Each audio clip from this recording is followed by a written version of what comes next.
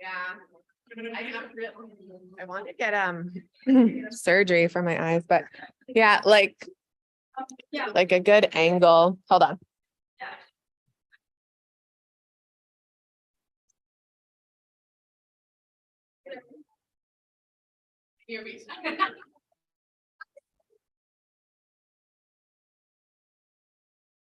Thank you. Yeah. Hey. Sorry? Okay.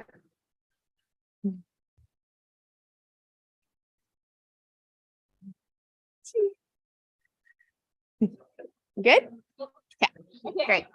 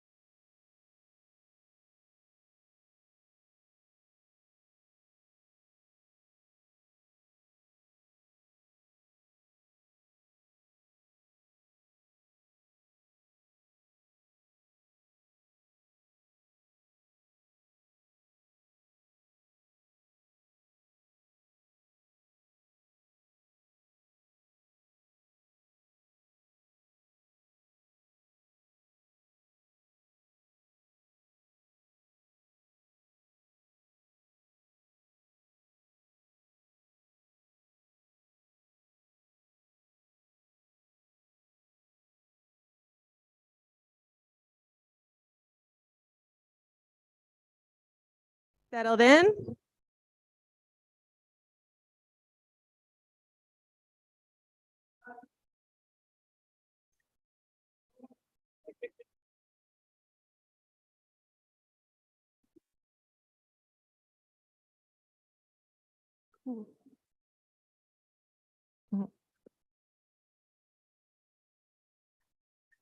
All right. Wache, Tansei, Buzu, Anin.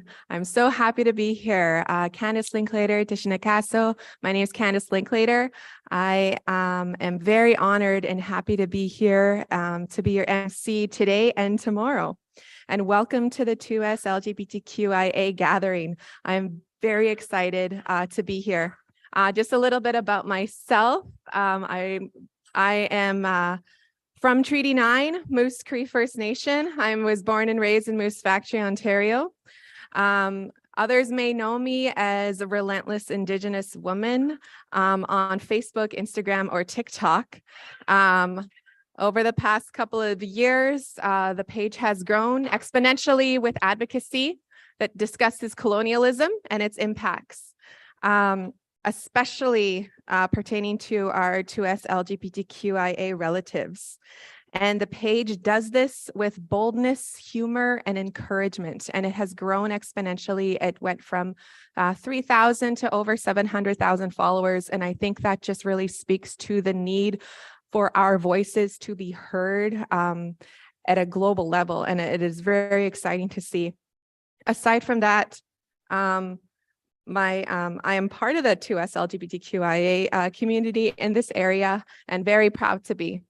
I'm currently a PhD candidate specializing in educational leadership to better support 2SLGBTQ Indigenous students in the North. And that's something I'm very passionate about. And part of my Relentless Indigenous Woman company, I'm helping to build toolkits and policies that support First Nations high school students, 2SLGBTQIA high school students. So this is something very passionate to my heart. I am very honored to be here at so many levels. I wish there was this kind of support growing up, and I am so excited that this is happening right now. We are in such an important time of resurgence and reclamation as 2SLGBTQIA people. Today is very important. Tomorrow is very important. Learning in this safe space is very powerful. And I think the many learnings that we'll have today, any space that you take up is sacred. It is important for us as 2SLGBTQIA people to take up as much space unapologetically wherever we are. And I'm really excited to have that kind of encouragement and support and making new friends and gathering new medicines today from other folks in this room. You are valued here. Your voice matters. And one of my friends, Scott Wabano, that some of you may have definitely know, he often says our existence is resistance. And we do so, we will exist loudly so that those that come after us can have something to move from. Your bravery matters. Being here matters. And what we're going to learn today and tomorrow matters. To not just us here in this room, but we're going to bring it out. And I'm very excited and honored to be in your presence today. I'm excited to get to know some of you throughout these next couple of days. So for today, our first day, we're going to have some opening ceremonies with a hand drum song and some remarks from our elders and the Oshkitisak Council. And then we have a session at 10:30 talking about the historical look at the stories of Two-Spiritness. I'm very excited for that. Then we have lunch. 1 o'clock, we have session 2, the stories from our community. And then lastly, session 3, where we are now, the barriers to success, the gaps to access, and success stories. I am very excited for today and tomorrow. My laptop's going to be out. I'm going to be taking a lot of notes. This is something I'm very passionate about. So without further ado, I would love to introduce to you Janine Desmoulins, sorry. Desmolin, I used to have a teacher. Thank you so much for being here. Janine Desmolin is a proud Ojibwe, originally from Biktikong, Nishnabeg, Pick River First Nation, who works and resides in Thunder Bay, is passionate about working with youth in areas of wellness and empowerment. It is her passion to inspire others to move forward in a good way while motivating others to embrace and create new opportunities to step into. Janine is happy and excited to be this year's NAN Oshkitizak Youth Gathering MC. Did I say that right? Did I butcher it? Oshkitizak. Yeah. So they were an MC last week, which she was very proud to be part of. Janine had the opportunity to perform as a comedian and master of ceremonies while facilitating many workshops in Thunder Bay and surrounding area since 2005. She is a self-proclaimed animated storyteller who brings humor forward in all she does and promotes laughter as one of the greatest forms of medicine that we have been given. So thank you so much, Janine, for being here. Bonjour, Janine Indishnakas, Badanakwad Indishnakas guy, Animki Benesi Koid Indishnakas guy, Bigtigong Nishnabek Nindojin, Maingan Nidodem. I'm here to sing a song this morning to open up our next 2 days as we gather and journey together and learn with one another. And a song that was coming forward to me this morning as I drove here was a song that comes from Saugeen First Nation in Manitoba, Frida McDonald's community. She's one of our elders who have gone to spirit. And this song is called Life Giving Song. It's a Sundance song, but it talks about that first light of day, honoring that Jesus, that sun, and honoring the day and treating each day as ceremony, and that Bimatsawin, that good way of life, that may we continue to walk that good way of life in all the things we do. And this is a very beautiful gathering that I'm honored to be a part of and open in a good way today. Gotch.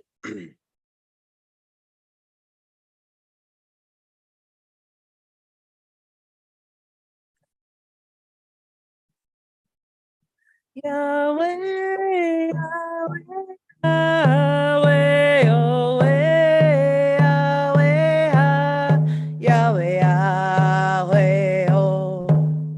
Yahweh, Yahweh, Yahweh, oh, oh.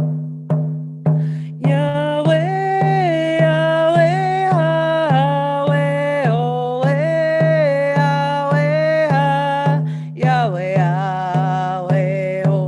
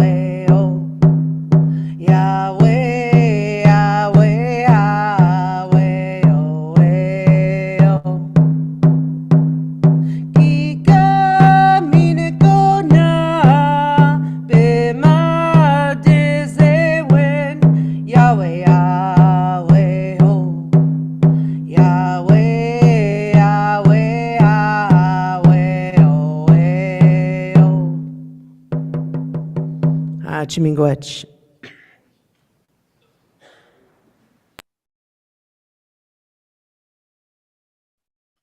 Miigwech, Janine, that was wonderful.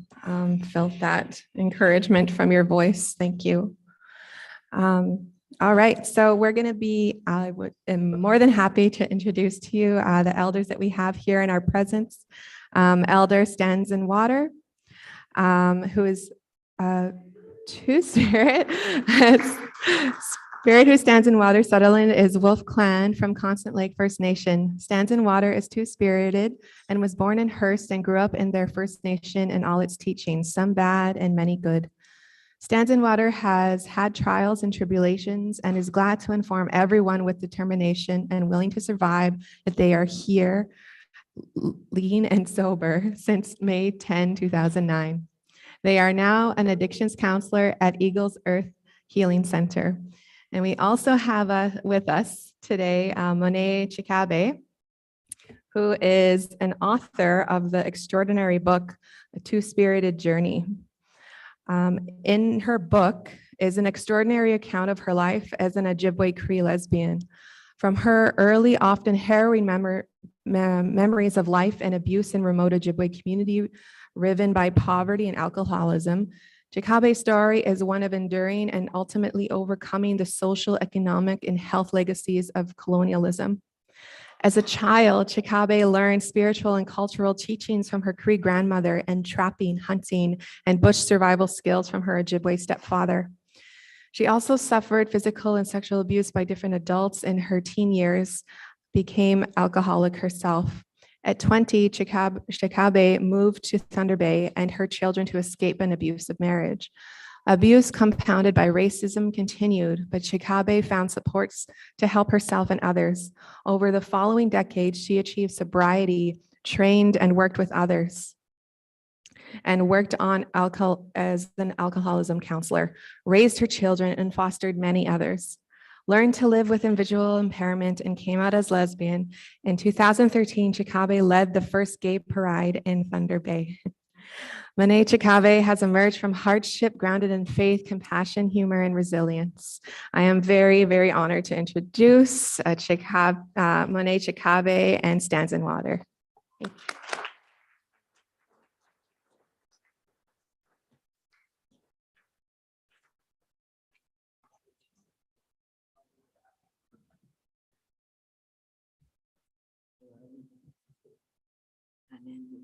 We're going to do the opening prayer. Okay. Wache ani bojo achaka ni bawuti big tishinakasan Michael Magane totem nemaski magane ayakoeman abiji sa kaya machagano.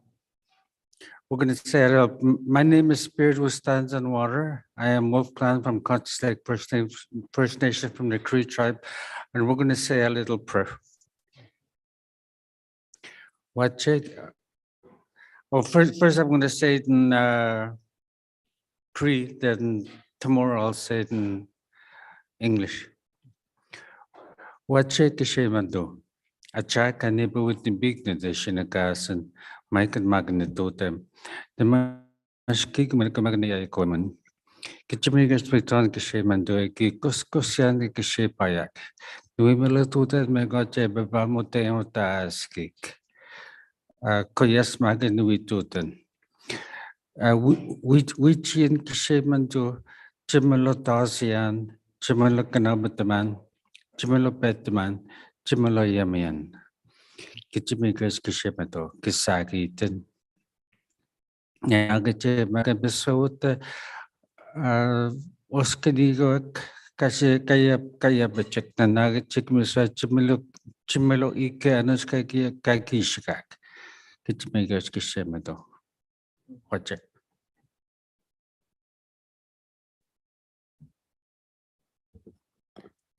Bonjour, ni Joyak. Mani Chikabe and the Jinikas, and the Kiwi Quedung Dunji. I make do them. Ni Chichakque, the Shipimutu, never matters when. Mia Gagi in shit Nagokum. Mia Ejipimatis Yan Geek. weshket, kagijin tawgi ishich.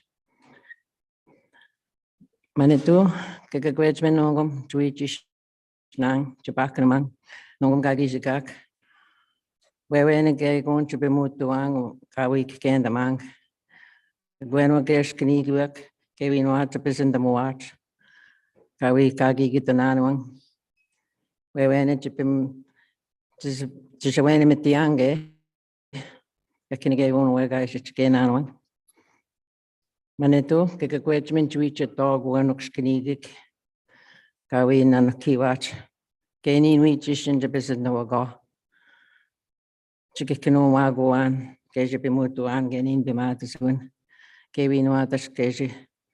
Chibakanamoat with tawag, with tigon, with skinjik, with gut, with doon, with day, with messet, with zit. Kakinagay one jipimutuat, chibakanamoat, chitebanamoatiwe. Great Spirit, I ask you to guide us today for what they are about to do. Guide these young people that are here. We are here to listen to them. Help me to listen to them. Also help me to learn from them. Because when I work with the young people, I learn lots and I'm able to deliver all the messages they give me to other people that are not here. Also, Great Spirit, give them the eyes to see, the ear to hear, the head to think, to listen, the tawag to listen, and then the nose to smell. Good.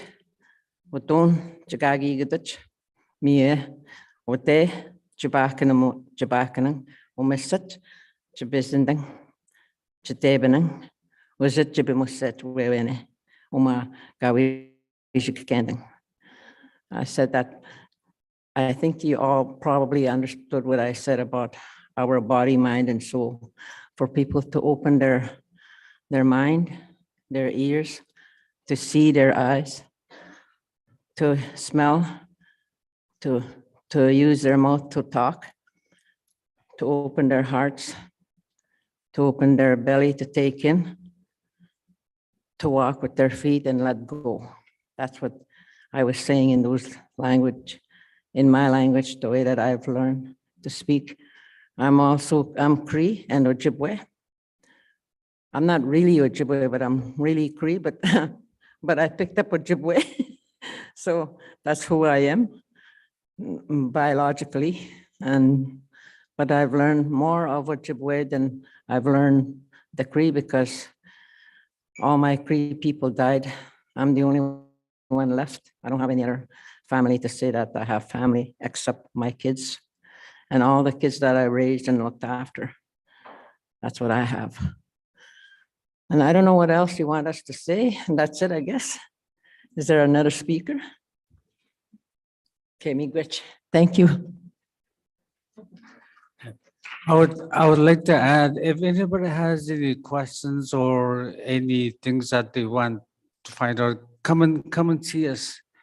Our hearts and minds are open to whatever questions you may have. Miigwech.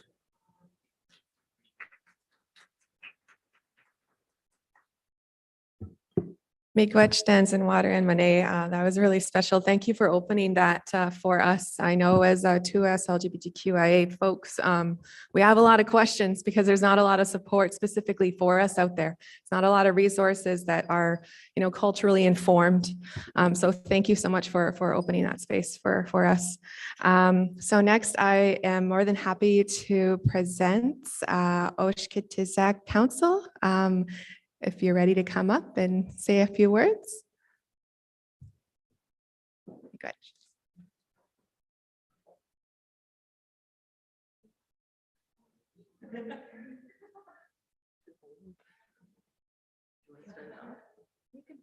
Okay. Bonjour. Niwawa Shtebenu Inine, Dijinakas, Casablanca, Lake First Nation, and Onji. Mahinga Nodem. In English, that translates to, hello, my name is Jericho. My name is also For Lightning Man. I'm from Casablanca Lake First Nation. and my clan is Wolf. I just wanted to welcome everyone. I hope everyone had safe travels. I wanted to say miigwech to Janine for the song earlier. She taught me how to sing Wichita a week ago. It was my first song I ever learned. It's very special to me. I just want to remind everyone that try not to be afraid when you speak. Try to say what's on your mind this weekend. We're all here to work together. It's a safe place. There's no judgment. What we do here will help shape our future. Yeah, I'm just looking forward to what we'll all be learning this weekend. Miigwech.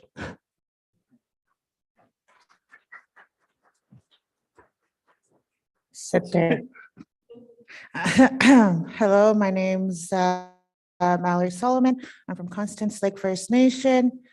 My spirit name is Snow Covered Forest Woman, and my clan is the Buffalo, and I got that from Ojibwe territory, so which I'm very thankful. I also grew up with Ojibwe teachings when I was in when I started college, so didn't really get any of the culture in my community because I moved away.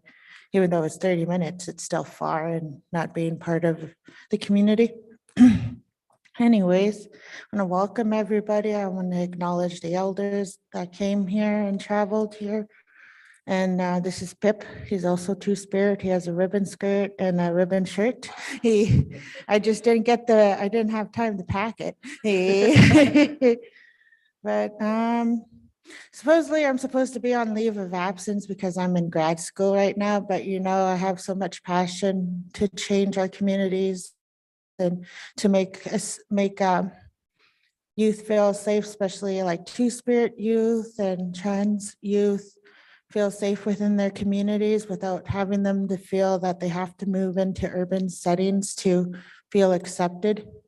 So that's one of my goals, is to provide a safe space so we can make positive changes within our communities and move forward from colonial thinking and taking back what's ours, because our Two-Spirit people are really sacred and we should really provide support and just be there. But yeah, welcome all. And if you have any questions from, for us youth councils, we're right here. You got anything to say, Pip?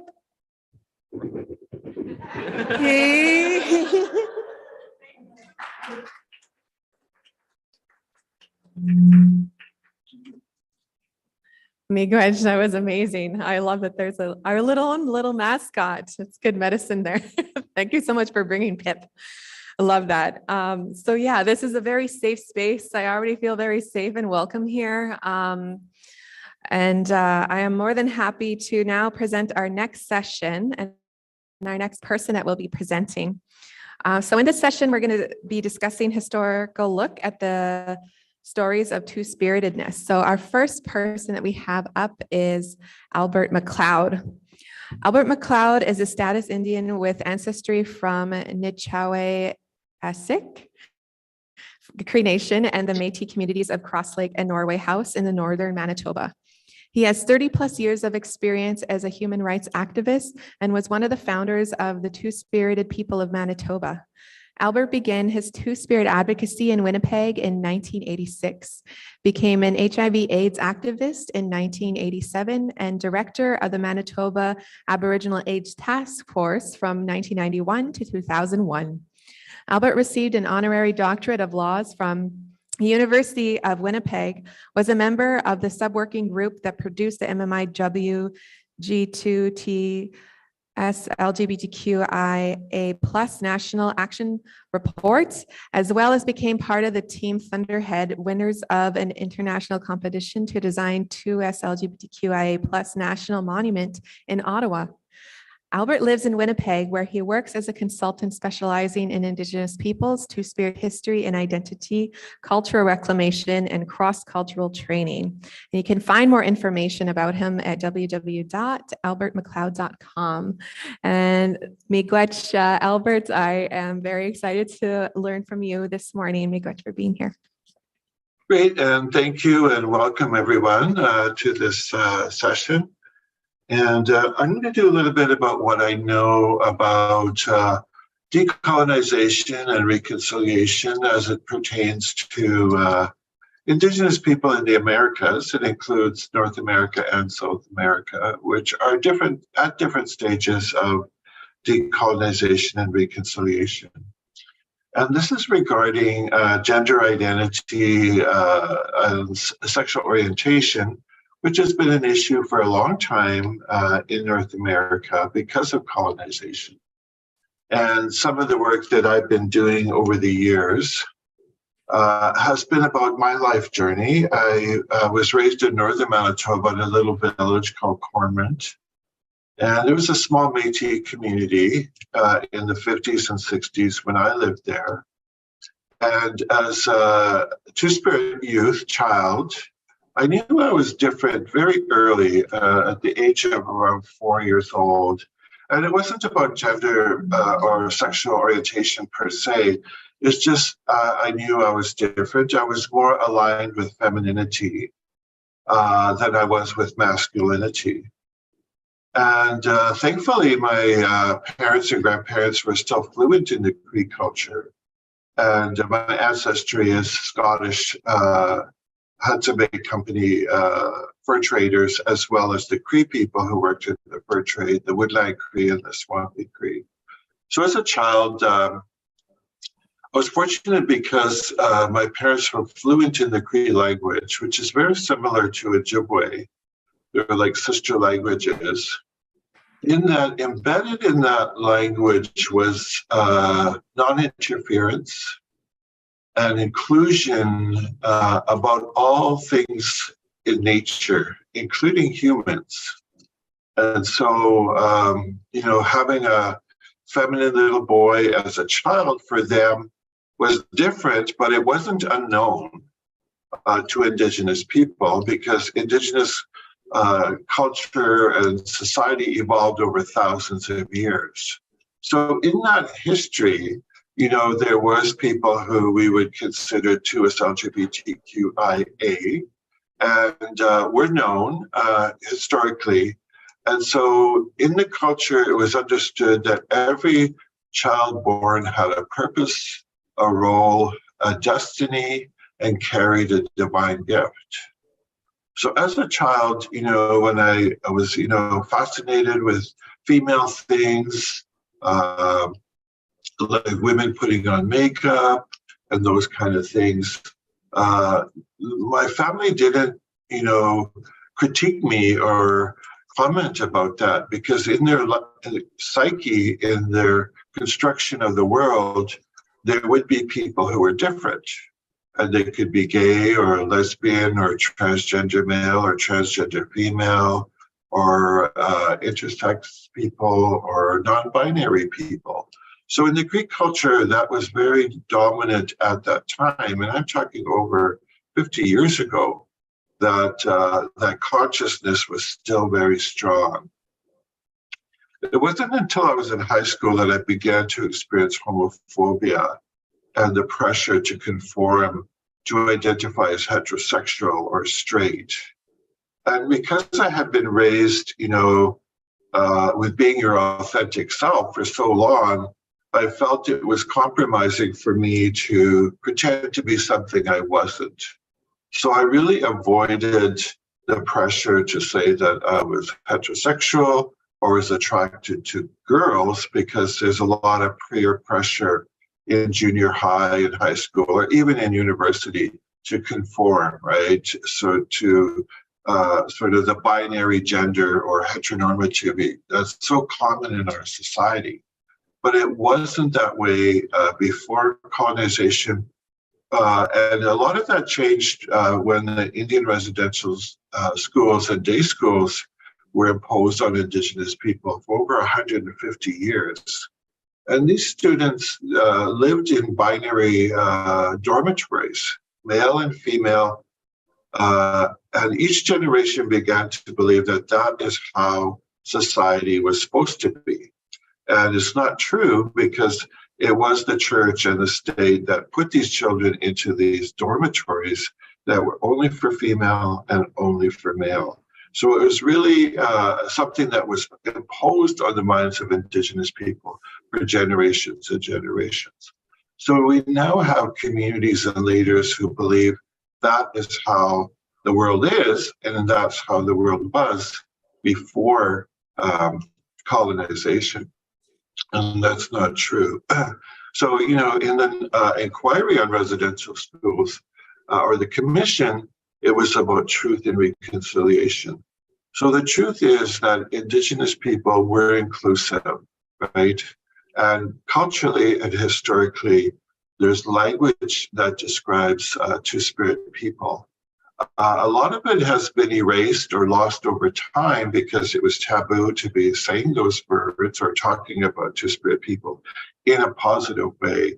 But I worked with Roger Roulette, who's an Ojibwe language specialist, and he said the word in academia or in universities, people who are anthropologists who study Indigenous history have identified over 150 words in the languages of North America that describe Two-Spirit people.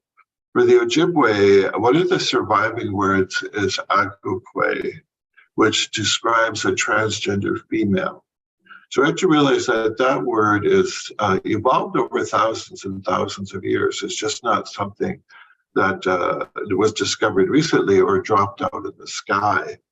And Roger said agukwe means or refers to a hidden woman.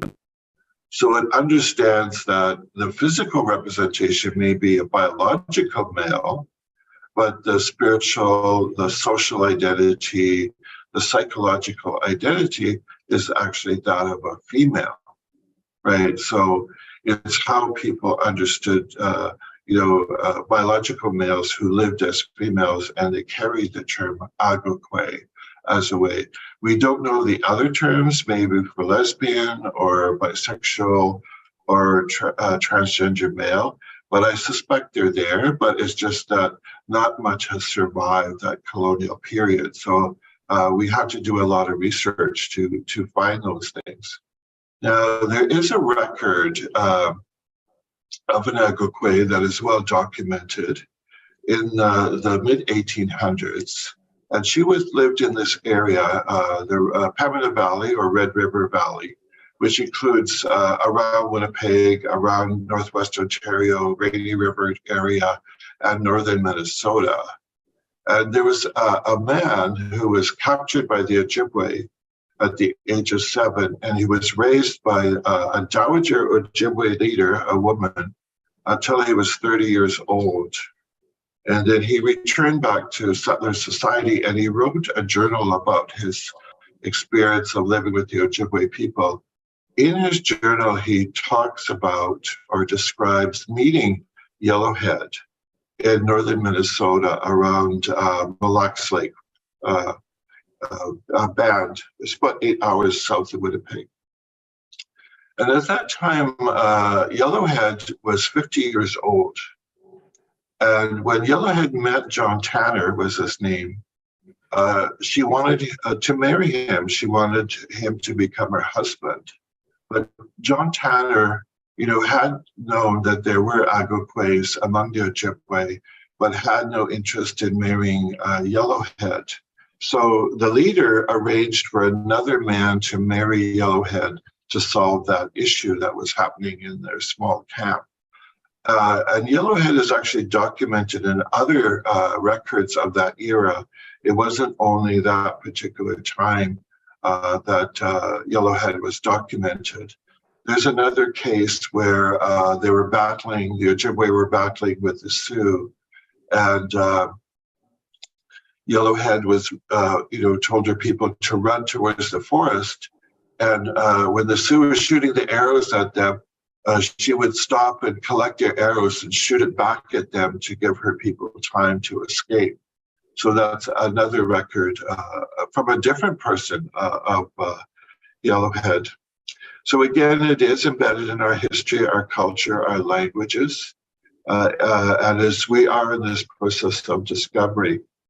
Now, in terms of the evolution or the Two-Spirit movement, in 1986, we had 2 youth from Western Ontario who were living in Winnipeg at the time.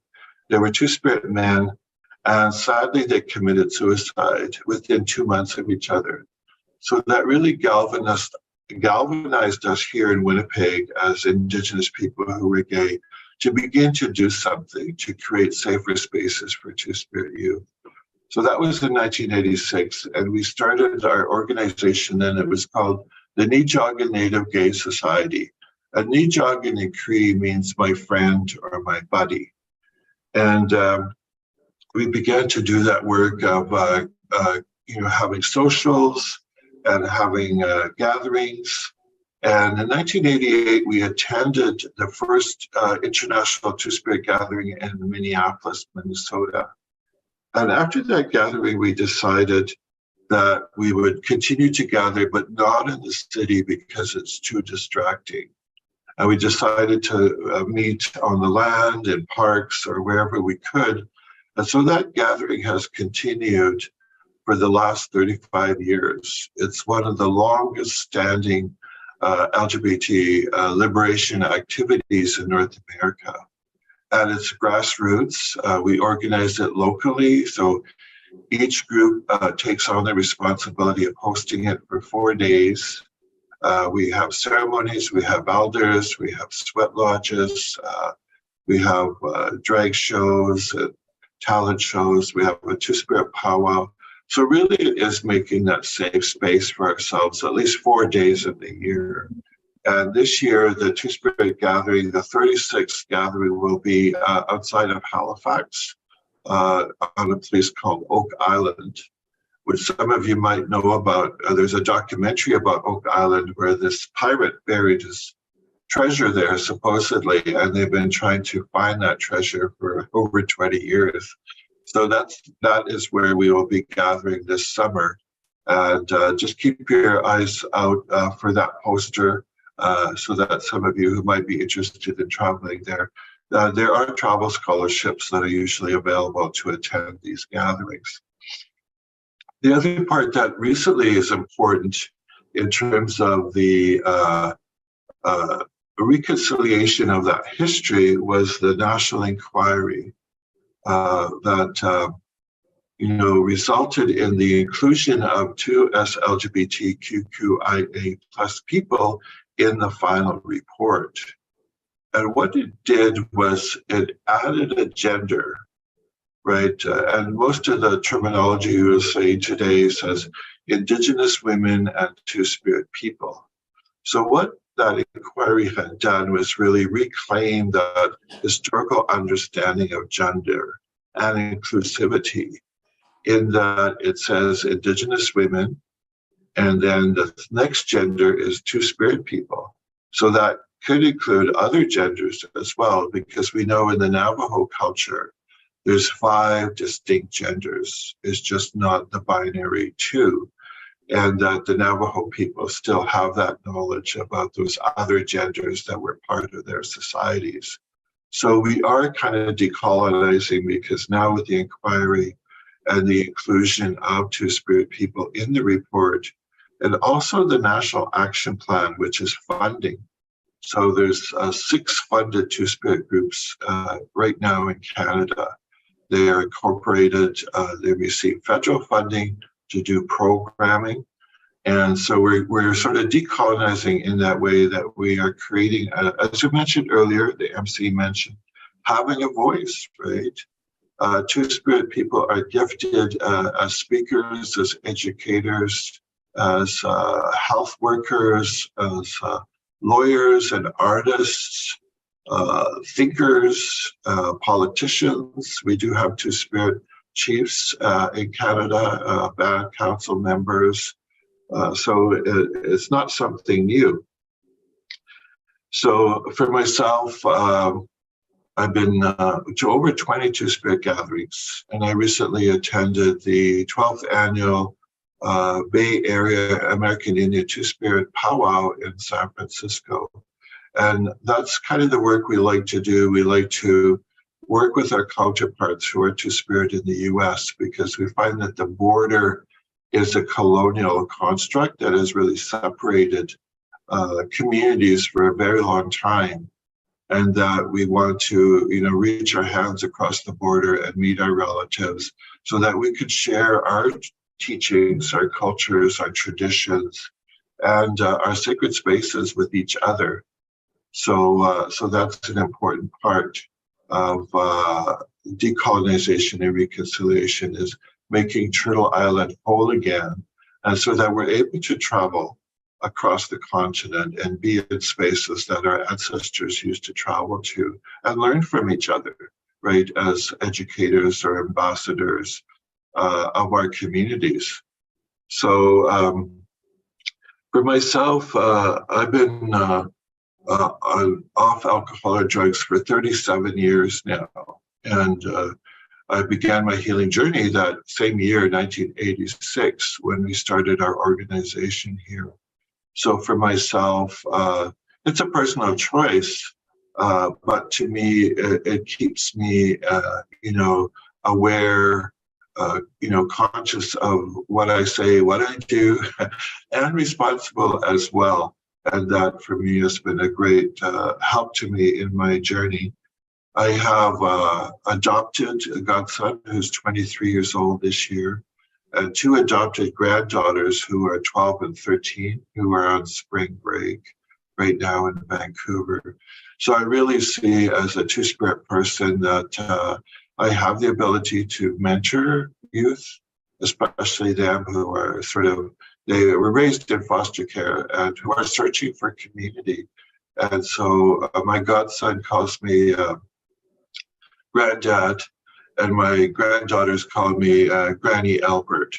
So right there, you see that duality of two-spirit identity and how we can work in our communities and help each other, but also help our children find a pathway to the future where they don't have to carry the burden of colonization or that trauma. That trauma is not theirs to carry, and you should be looking at, graduating grade 12, getting your diploma, going to university, having a career. We have many youth now who have careers, in fashion and art, and I said in institutions. Many of my friends are professors in universities and they teach. So it's a great time to be two-spirit. That doorway's been opened. There's funding available, and we're teaching our communities who we are, our rightful place in our communities, our families, and our nations is not a question. And it's about ending the violence, whether that's lateral violence, domestic violence, or homophobia and transphobia. Many of us are treaty rights holders, whether we're, First Nations, Inuit, or Métis, and that this is our territory and we have the right to live here the best way we can, to connect to the land, to enjoy the land that our ancestors lived on. So I'd like to welcome you all to this gathering, and you have my website if you want to get a hold of me and ask me more questions, and welcome the rest of the panelists. So welcome everybody.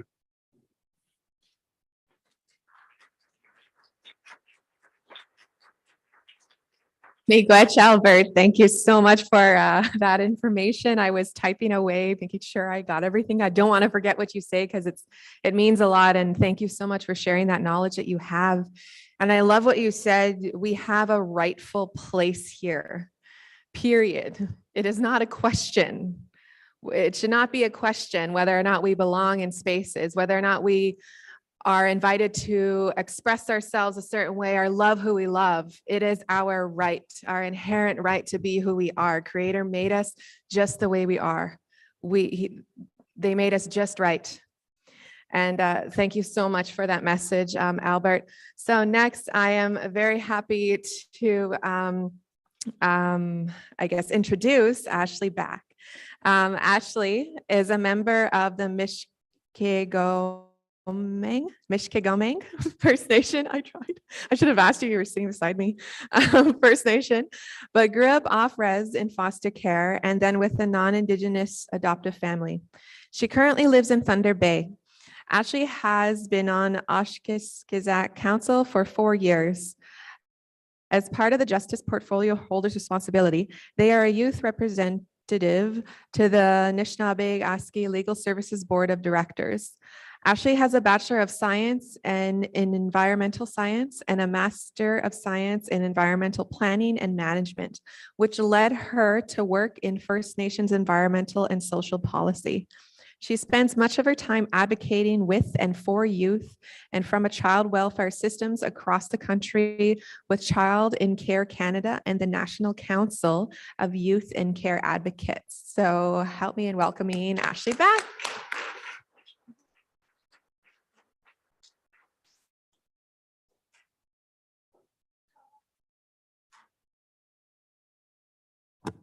Hello, I get to do the short person thing and readjust all your stuff. Oh, cool. Oh, my presentation made it up. Awesome. That's great news. Okay, I got to put my speaking notes on 1 second.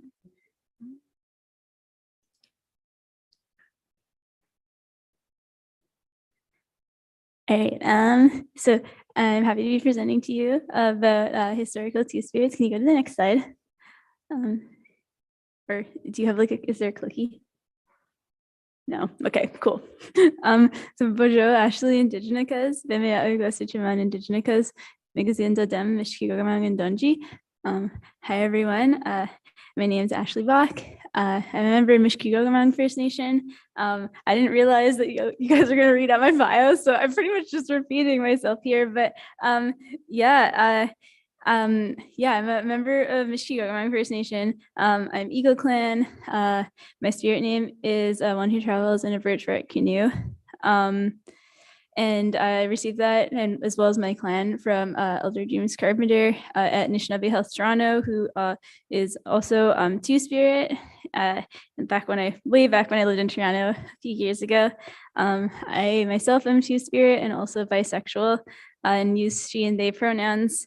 And I wrote this out because I'm trying to remember how to say it because I don't speak Ojibwe, but Nijin Ojijak Inda. So I am Two-Spirit and Anishinaabe. And while I was doing research for this project, I actually came across this dissertation by Kaimanosh Pyle, in which they introduced themselves in that way, like in written form in their dissertation. And that's when I realized I could introduce myself as a Two-Spirit person. I know a lot of people who are Anishinaabe say that like Anishinaabe Ndao or Anishinaabe Kwe Ndao. So like I'm an Ojibwe man or Ojibwe woman, and that never felt right for me to say. So I've just always left that out of my introduction. But I'm pretty thrilled that I've learned how to say that now. I just got to remember how to say it in the future. And yeah, I live in Thunder Bay now. So I'm very happy to be here. Can we go to the next slide? Thank you. So I was approached by NAN early this year to do a very small short contract on a few different things related to Two-Spirit, LGBTQQIA plus topics and peoples, especially as they relate to, first of all, NAN youth living in and from the territory, and just broadly with the relation to resources. And I got that contract pretty late, like at the end of January. So I did have a bit of a time limit on this. I'm going to be presenting about the more researchy side of what of my work.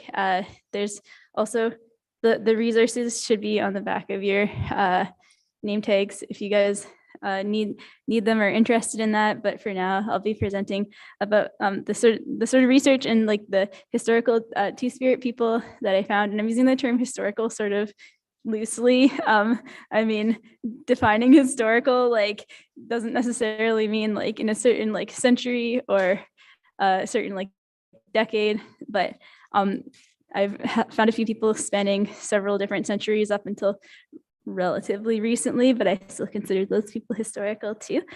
And because this is a really short contract, I didn't want to just like jump in and out of community and jump in and out of like relationships with elders and other people who would be key informants. So I ended up sticking with a literature review search, which is okay, but it's definitely not the ideal methodology for working with Indigenous peoples. Like we know a lot of our stories are like told orally. There's like a really rich oral history and it's not always recorded. And especially as well when it's recorded and like when I'm reading, it's always in English and a couple of articles in French, and it's not in like Ojibwe or something. So there's also some translation lost there. So I didn't, and as I've been speaking, I haven't specified historical Two-Spirit people in NAN territory specifically. I ended up going a little bit broader and looking in at specifically more like broader Ojibwe and Anishinaabe and Cree peoples, because it was extremely limited to be looking in NAN territory. And again, I'll get into that in a little bit, but that doesn't mean that Two-Spirit people don't exist in NAN territory. It's just a reflection of those limitations I mentioned and about different types of methodologies. And also, I think as well, a bit of a reflection of how the settlers / colonizers who were recording history like in a written way were probably revising it or intentionally excluding like Two-Spirit people. And also like they did that for like women too. So can we go to the next slide?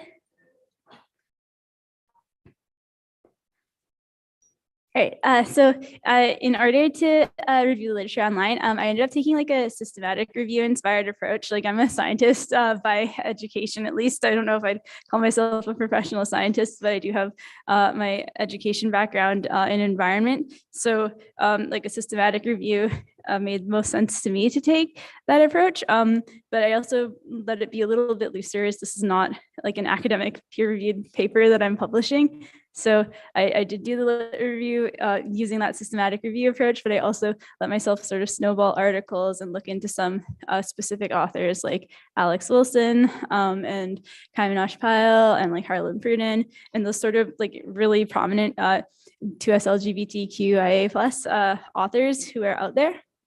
And also I looked at a variety of results. So when I was doing searches, I didn't limit myself to just like academic peer-reviewed papers. For example, I looked at some books, like Mane's book came up, of course, and as well, even a couple of YouTube videos from, I believe one of them was from Two Spirits in Motion, and they'd uploaded, this is from like 10 or 15 years ago, they'd uploaded these interviews that they'd done at one of their gatherings with 2SLGBTQ peoples from across the country. So I was able to look at those as well, and well, look at and listen and watch those. And I mean, I do have ADHD, so I did straight up forget to record the number of search results a couple of times. So I did have to repeat that a few times because there a lot of different results came up, and I just jumped right into reading them and then forgot to write down the important information for a systematic review. But yeah, and I kept my researches mainly within a few databases. So the WorldCat, EBSCO, and then I also used the McGill alumni e-resources because that's where I went to school, but I don't have institutional access anymore. So that was a bit of a challenge, and I had to do some pretty serious searching for like the full text of articles and books without having a university to access them through. Can we go to the next slide? These are examples of some of the literature review search terms. Like I didn't put all of them up there because it's just too much. But for anyone who's going to be like doing research on Two-Spirit people in the future, especially for like a school or academic related thing, the term Two-Spirit is going to bring up a lot of results that are very much not related to Two-Spirit peoples. So for example, there's something, I don't know exactly what it was, but it's somehow related to some sort of term in molecular and like biochemistry.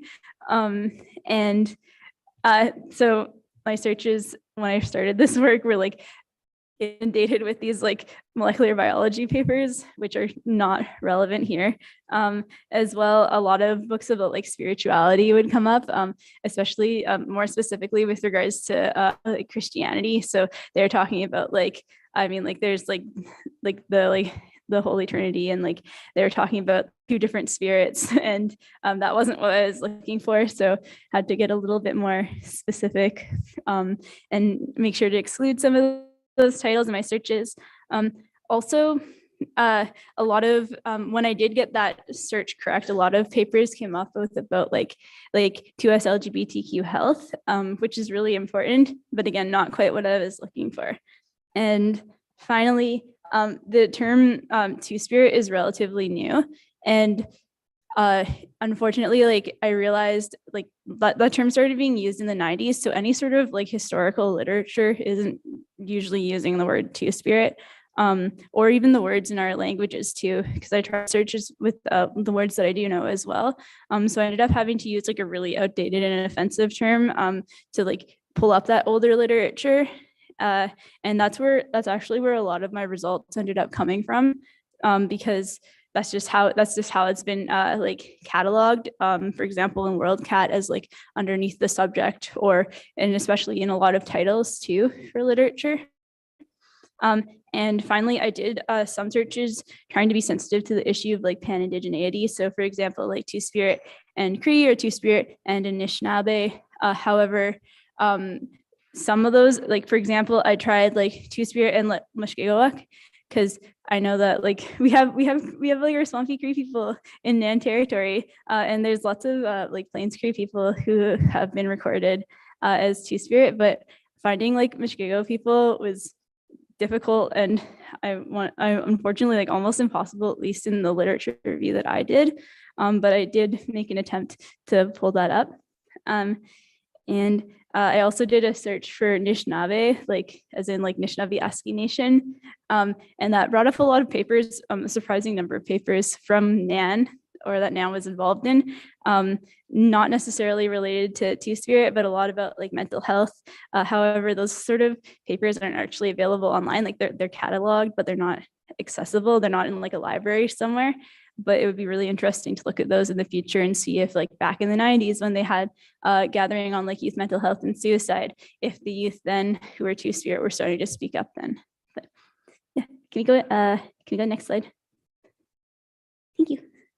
Okay, so here are some findings. There were several 2SLGBTQIA plus peoples mentioned in the literature, though not specifically from NAN territory. I mean, I'm saying 2SLGBTQIA plus because the term, like, for example, the term two-spirit like wasn't used, at least like in English, until the 90s. So I'm not exactly sure how these individuals would have been identifying themselves, especially like in particular in English. Like we have terms that other people were using to refer to them.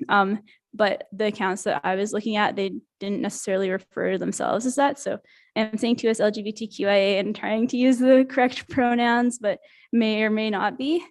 The first person I have on the list, Albert McLeod mentioned her too, Ozawandib slash Yellowhead.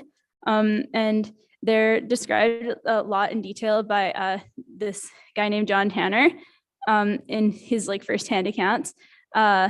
So for example, Kaiminosh file in their dissertation, they describe a lot about Ozawandib and explain how they were like perceived as male at birth. And I'm saying perceived, also not necessarily assigned, because I'm not sure if assigned at birth is the right way to say that with regards to Ojibwe people.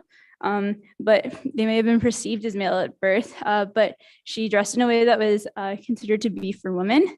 And according to John Tanner, was also really skilled at the various employments of women. And she wanted to marry Tanner, but he wasn't interested. And he describes her as an agokwe or agokwe. There are a couple of different spellings in that. And that's a term that we also just heard Albert McLeod bring up. As well, there's another person who came up quite quickly in the searches, named with 3 different names, hence why I've put 3 names up there. Their name Yellowbelly or Wazashek or Louise in English came up in the late 1800s. So I first encountered her in this paper by a historian named Richard Trexler, and that showed up in my lit review. And the paper itself the paper itself took a very, very colonial perspective towards Two-Spirit people. So if you're gonna read it, maybe prepare yourself for that. However, it did point me in the direction of Zashek/Louise, who is described by a lady named Ruth Lands in her book that she wrote after doing field work with the Prairie Band of Potawatomi. As well, a couple other authors mention Louise or Zashek. So for example, Sabine Lang in 1998 described her in her book, Men as Women, Women as Men. And in some, Zashek/Louise was, she was Potawatomi with a really complex family history because of colonization, but she dressed as a woman. But notably, she was dressing as a white woman instead of a traditional Potawatomi woman. This is partly because of being like in like the citizens band, and it's a lot to explain in a few minutes. But in short, she had like proximity to being like a citizen, and was working for what Sabine Lang's book calls a Métis family with a capital M, though I'm not sure if that's the exact right meaning of Métis, but a family that's both Potawatomi and white. And so Louise was dressing as a woman while working for them, and she was doing work that was gendered towards women, so specifically housekeeping. She was also helping to take care of the family's kids, and specifically the daughters, and doing activities with them like sewing and berry picking. But despite having that proximity to whiteness, or at least like attempting to dress as a white woman, she was described as being both full-blooded Potawatomi and I'm going to try to say this properly, Minetokwe by people who remember her. And that word actually sounds in my not language speaking mind sort of similar to Agokwe, but perhaps in like a different dialect. And finally, one more person on this slide at least, Cora Anderson / Ralph Kerwinio, who was also Black and Potawatomi in the early 1900s. And so this person I came across in Kaiminosh Pyle's dissertation as well. And I actually didn't find much about them elsewhere until I snowballed from the references that they used. But Kerwinio, in short, was born as Cora Anderson and was assigned female at birth, but was also in a really difficult position as someone who was part Black in that time period. And despite going to school and receiving a really good education in nursing, I was unable to get a job, and met someone named Mammy White, who also was Black and was struggling trying to get a job as a nurse. And they ended up pairing up together, and Cora began acting as Mammy's husband and going by the name Ralph. And so after several years of that, there was quite a bit of drama in their relationship, at least from what I could gather from reading the dissertation and also looking at the references that I snowballed. And Ralph ended up legally marrying another woman while technically still being with Mammy, and then they broke up. And Mammy ended up outing him. So it's a little bit hard to say whether or not Ralph would have identified himself, for example, as Two-Spirit or trans, or as a lesbian or bisexual. But I thought it was important to include him in here too, because, well, first of all, he is Potawatomi, and also because we do have a lot of Black Native relatives that are important to remember. And he's definitely under the 2SLGBTQQIA+ umbrella. So yeah, and can we go to the next slide?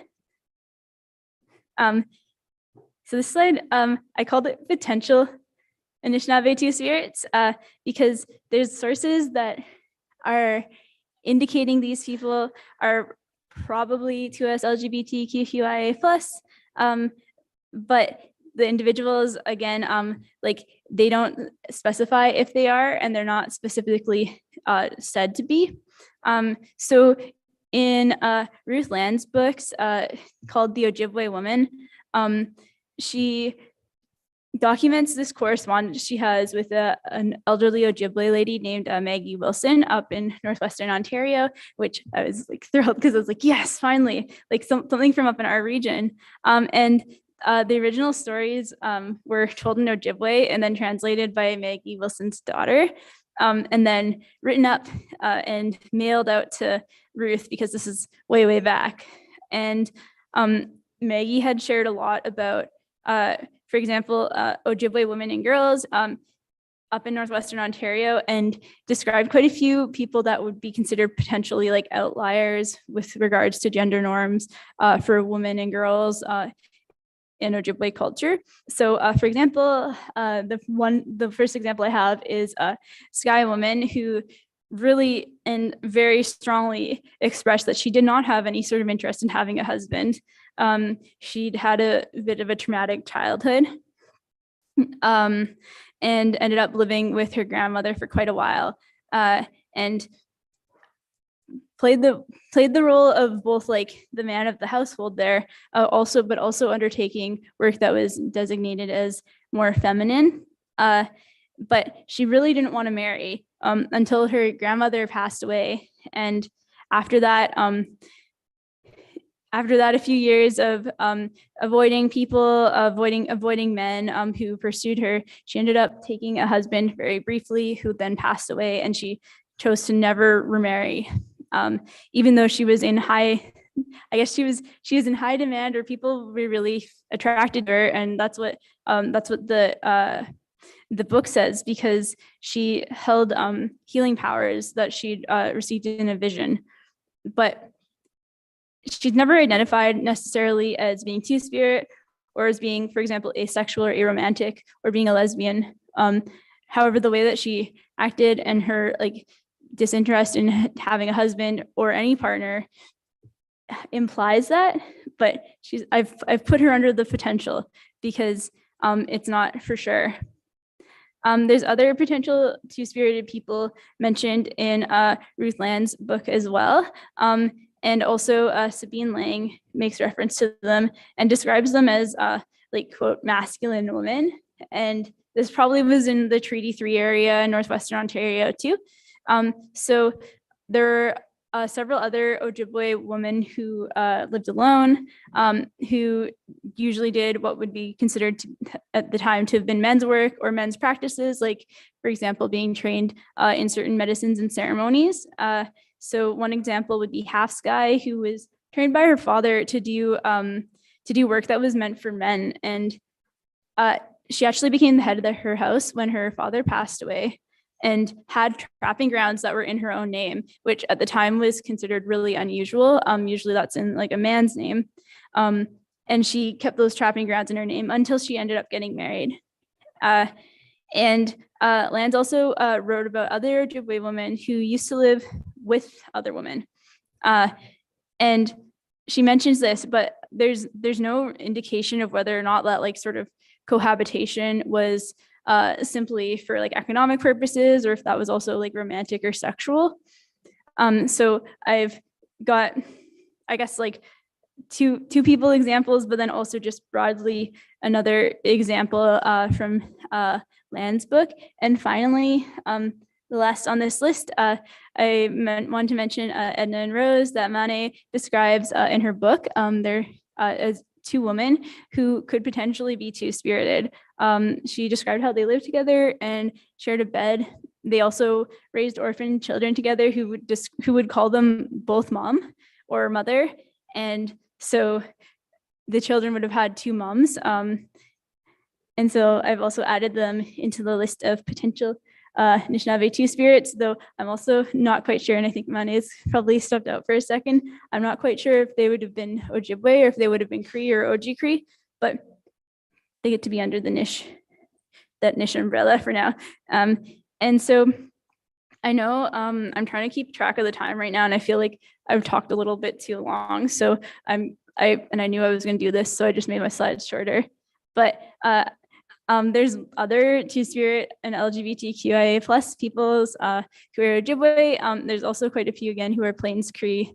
And I didn't manage to find anyone specifically from Mushkegowuk territory. And I also tried to search in Iwichi territory too, in English and in French, and didn't come up with anyone right away, though I'm hoping that that sort of research and those people will be identified at some point. And that leads into my first recommendation, that I think there needs to be more research done on this. In particular, that's specific to Ojibwe, Oji-Cree, and Cree peoples who are in NAN territory, also, of course, from Treaty 3 and from Nishnabek Nation and the other nations that are mentioned here. But this would require building a relationship with community members and engaging with Indigenous methodologies and ways of knowing. For example, as I mentioned at the beginning of the presentation, oral history.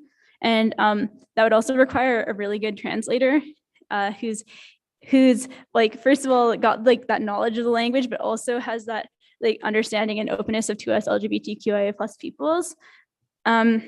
So I wanted to suggest that I do think this would be like an appropriate work for like a master's student who has the time, but also like the funding and sufficient supervision to undertake such a project, because of course it's important to provide elders and community members and knowledge keepers with that sort of compensation, but also make sure that like OCAP principles are followed. So like the ownership, control, access, and possession principles of working with Indigenous peoples' knowledge. And I think that NAN could probably consider a partnership with Lakehead or another university who's got students that are interested in doing this work in order to help this happen. And I do think it would be good for a master's student, because that's like probably like a year and a half, 2 year timeline. But at the same time, like I think that could be enough time, especially if they're already in a lab that's already got those relationships started or established. The second recommendation I have is about language. And so I didn't write all these terms out, and I'm realizing I probably should have just put it on its own slide. But I came across quite a few terms in my research. So for example, Eakwe or Agokwe or Agokwa in Ojibwe, various dialects, Minetokwe or Minedokwe in Potawatomi, Eakwe in Cree, Ogichidakwe in Ojibwe, Ikwe-Kazo or Inini-Kazo in Ojibwe, as well as Nijin Ojijak, which again, Mani described herself as earlier today, and Kaimanash Pyle introduces themselves as well. A few years ago, we had Colin Graham come and do a workshop for NAN, and Colin shared a lot more words in Ojibwe that I genuinely do not remember because I don't speak Ojibwe. And he shared, I want to say like 15 or 16 different terms at the time, which was really cool to hear. And then went in one ear and out the other because I don't know the language well enough. But I imagine that there would be a lot more words that are either specific to Two-Spirit people and possibly even specific to like our regions. So in Northern Ojibwe, Oji-Cree, and Cree, including the Mushkegowuk dialect.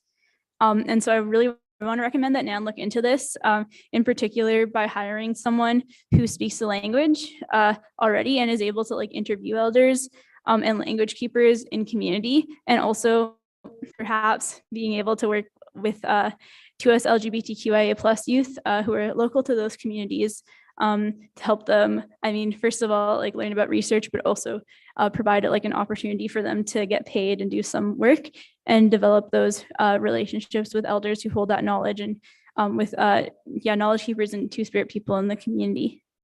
And finally, my last recommendation is that NAN should create a database with all this information that's specific to Ojibwe, Oji-Cree, and Cree nations in the territory, because I think that would be helpful for starting to normalize like the existence of and continued existence of 2SLGBTQIA plus peoples in our communities. I think it'd be cool too to have like a list of notable 2S people from the territory and links to their books and their work. So for example, like I'd say like Mane's book, and I'd say like for like Relentless Indigenous Women, and I know there's other people too, like I'm sure there's like beadwork artists out there. And I'm like, I mean, I don't know, like Mallory's got like, well, they're working on it right now, but they're gonna have a like an MA thesis or is an MSc. They're gonna have a master's thesis out in psychology at some point, and I think we should be like celebrating our peoples in that way. And as well, that would show that NAN's really supportive of them, because I know NAN does have a history with regards to Two-Spirit peoples, and it's not always been positive, in particular with some of the chiefs. So I think it's important right now for the organization to be uplifting their 2SLGBTQIA plus peoples, and especially the youth. And yeah, that is the end of my presentation. I think I have a thank you slide, but yeah. Yeah.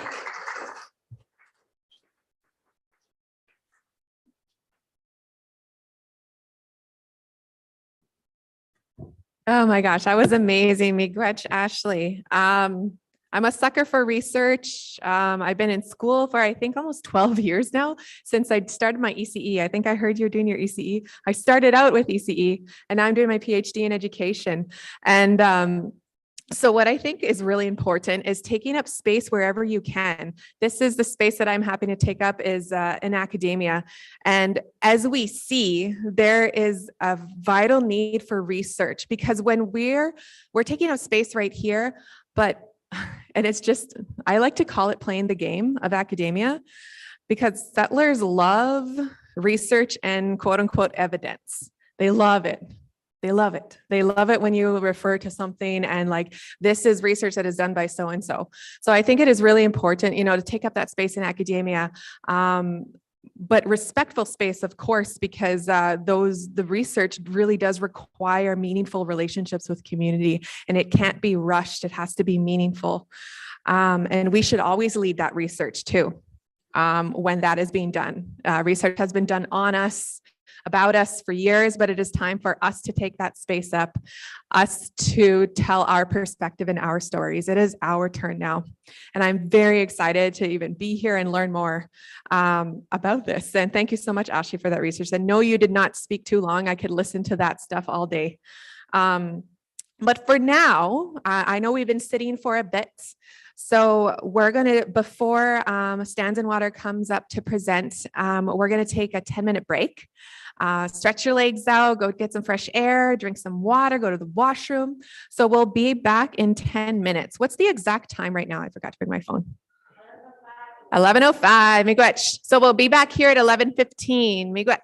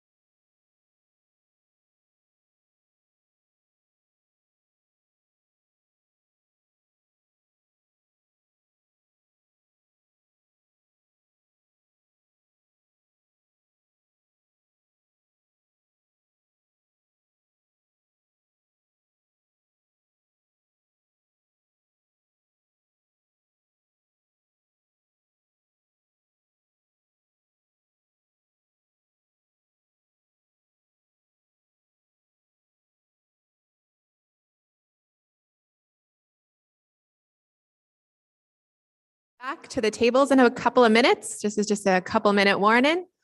If you're out in the hallway, we'll be back in 2 minutes.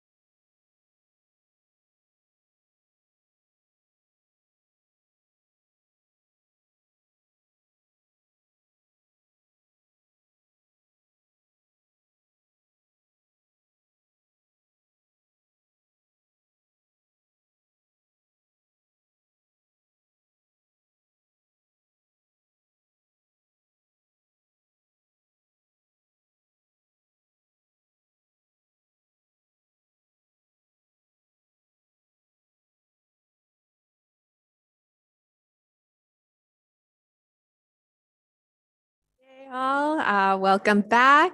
I'm going to have Stance and Water come up and share part of their story and their teachings for us. I'm very happy to introduce him. Come on up, Stance and Water.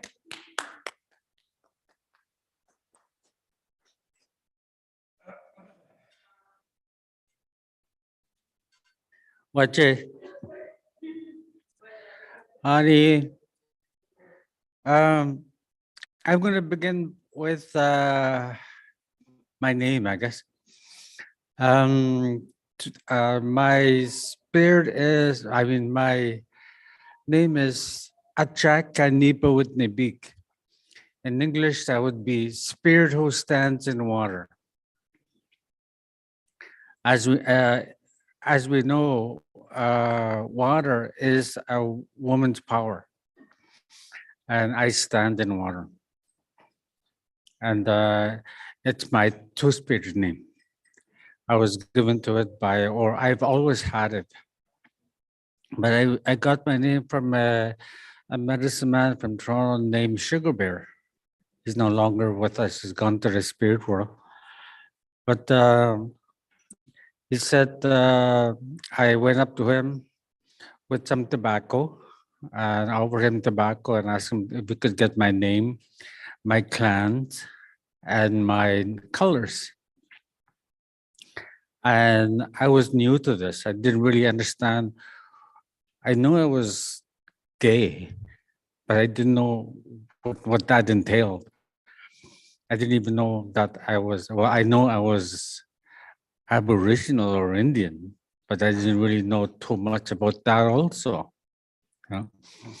So, but one of the first things I learned was to offer tobacco. If you are seeking answers, put your questions in the tobacco and the spirits will reply to you in some way, shape, or form. The one way that I know is through your gut feeling, or through other people, or through TV, or through the internet. but spirits will communicate to you some way, somehow, and you have to pay attention. And going back to my name, I was a Cree teacher in Constance Lake, and I was teaching. I think it was grade 1 or 2s, and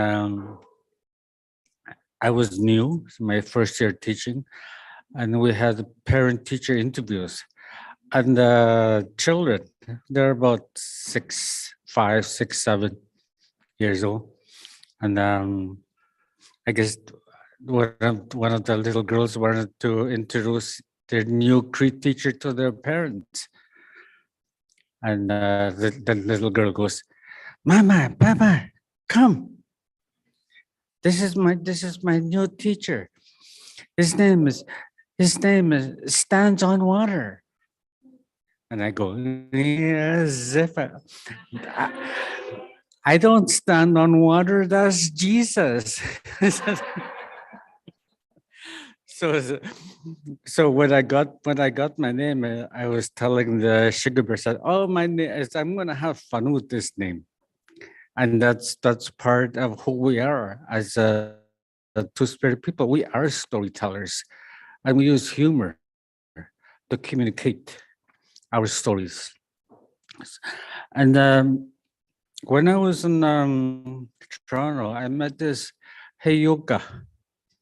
Some of you may know him as his name is Vern Harper. But when I was with him, he told me our ways are not lost, just forgotten. We have to pick up our tobacco, go back to ceremonies, ask our questions, and wait for the answer. Okay. In the spirit world, there is no concept of time. Our 1 minute, there's no minutes in the spirit world. So we could wait 1 minute. Maybe we have to wait 2 weeks. Maybe we have to wait 2 months. But the answer will eventually come. And in the spirit world, we don't have a physical form. We're spirits. So communication will come through. Well, for me, I'm spirit who stands in water. You know where this might sound funny, but you know where I get a lot of my I don't know, teachings or whatever, but they come into my head is when I'm taking a shower, because I'm standing in water. And I go, oh yeah, so that I get teachings while I'm standing in water. Remember, I stand in water, not on water. but Hayuka told me that our ways are not lost, just forgotten. You know, we have to go back to ceremonies, and he also taught me when we go into a sweat. You know how people crawl into sweat. You have the dome. You have the dome when people go into sweat with head first. He said, as two spirits, we go in feet first. Backwards, as to resemble a child being born. A child be born head first, and we also go in feet first, and we come out head first. So that's a teaching he taught me. And another thing also is that we are one of our gifts is we are a spiritual people. And we get visions of current events or events that are going to come. And when I was with my partner attacked me and almost killed me. and I went into the hospital and I went to the spirit world. And I didn't really understand things then, but as I progressed and was healing, I was seeing two counselors, two native counselors, two native medicine people, a psychiatrist, and that's when I decided to sober up. Oh my goodness! You know, when I went to go see this medicine woman, her name is Geraldine Standup, and I was telling her my sad story of what happened to me. You know, and I said, "Oh, I got attacked by my partner, and the partner almost killed me." And then you know what she said? She said, "Oh, that's good." And oh my God, I almost flipped out on her. And it's like she's an older woman. She was, I guess, in her late 60s at that time. Oh my God, I almost got up, jumped over the chair and just attacked her because I said, "What? I almost got killed by that man." He said, what do you mean that's good?" And then he says, "What have you done since then?" And I sat there. I thought about this. Was about 2 years later, while I was in the process of healing. I said, "What have I done since then?" Well, I quit smoking as part of my health. Um, I quit doing drugs, and I quit drinking. And I says, "That's what I mean. That's good for you. It took that to happen to you before you woke up." And I said, "That's a beautiful teaching." I said, I changed my mind. I'm not going to beat you up." But those are the different things that that's what happened when I was process of healing. And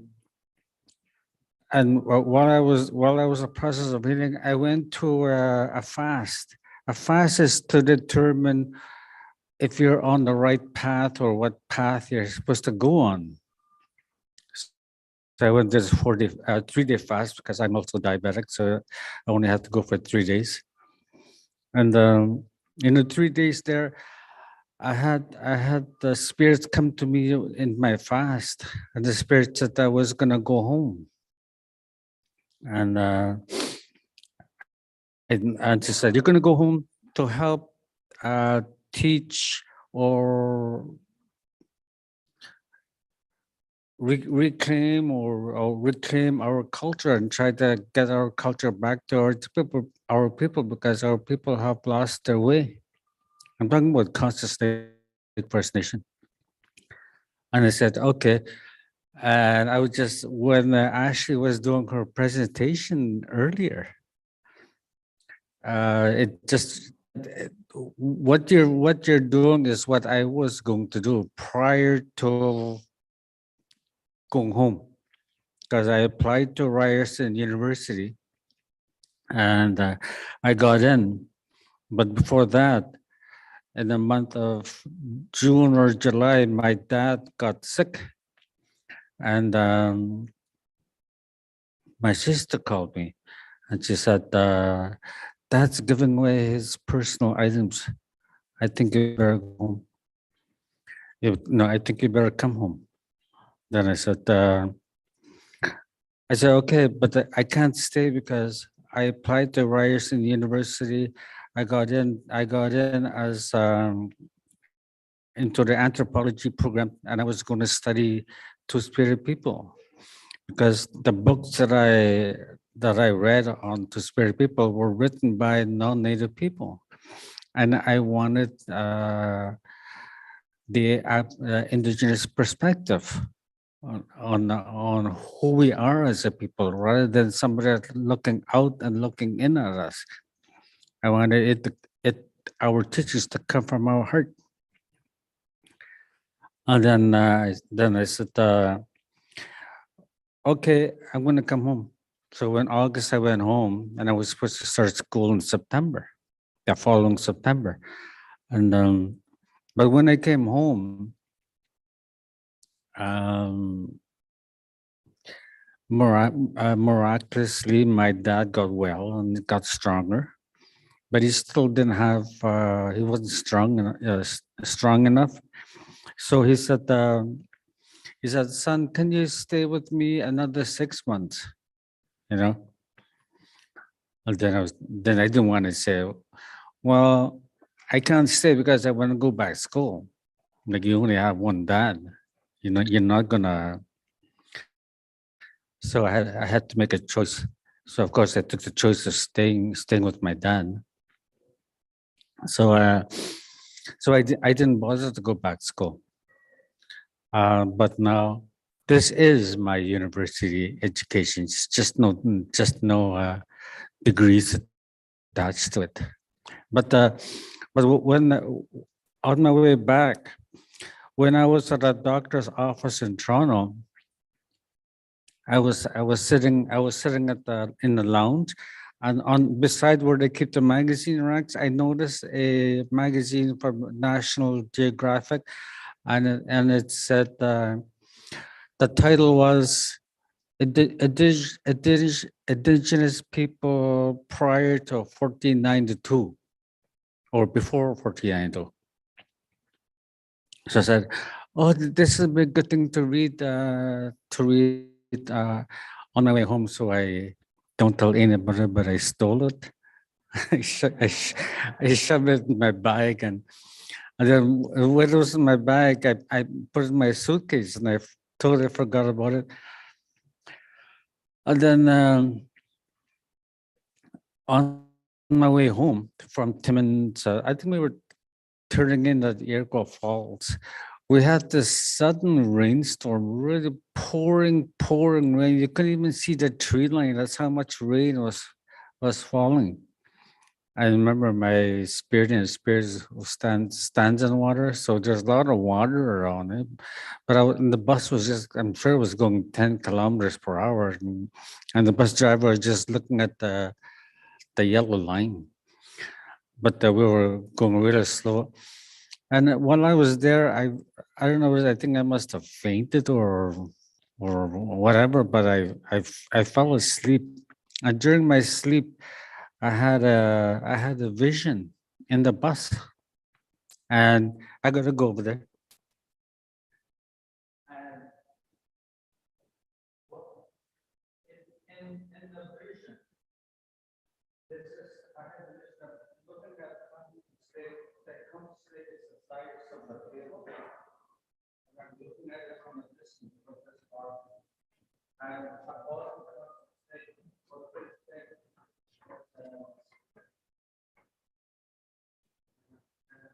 and the people that scared.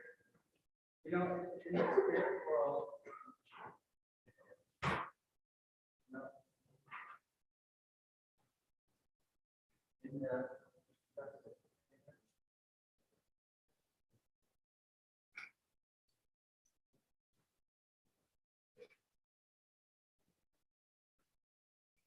Is it on now? Yeah, okay. okay, you know, in the what was I saying, in the spirit world? In the spirit world,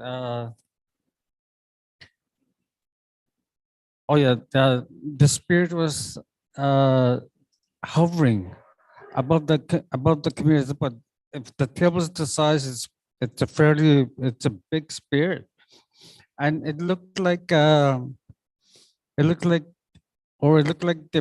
predator on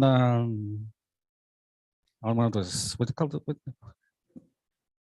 Yeah, like the predator, you know, our friend, the predator. But that's what the spirit looked like. And then I came to, and then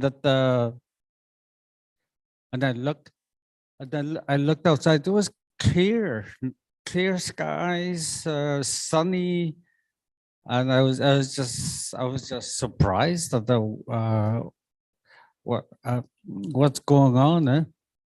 But anyway, that's the vision I had of that spirit. So I made it home to Hearst and eventually to Constance Lake.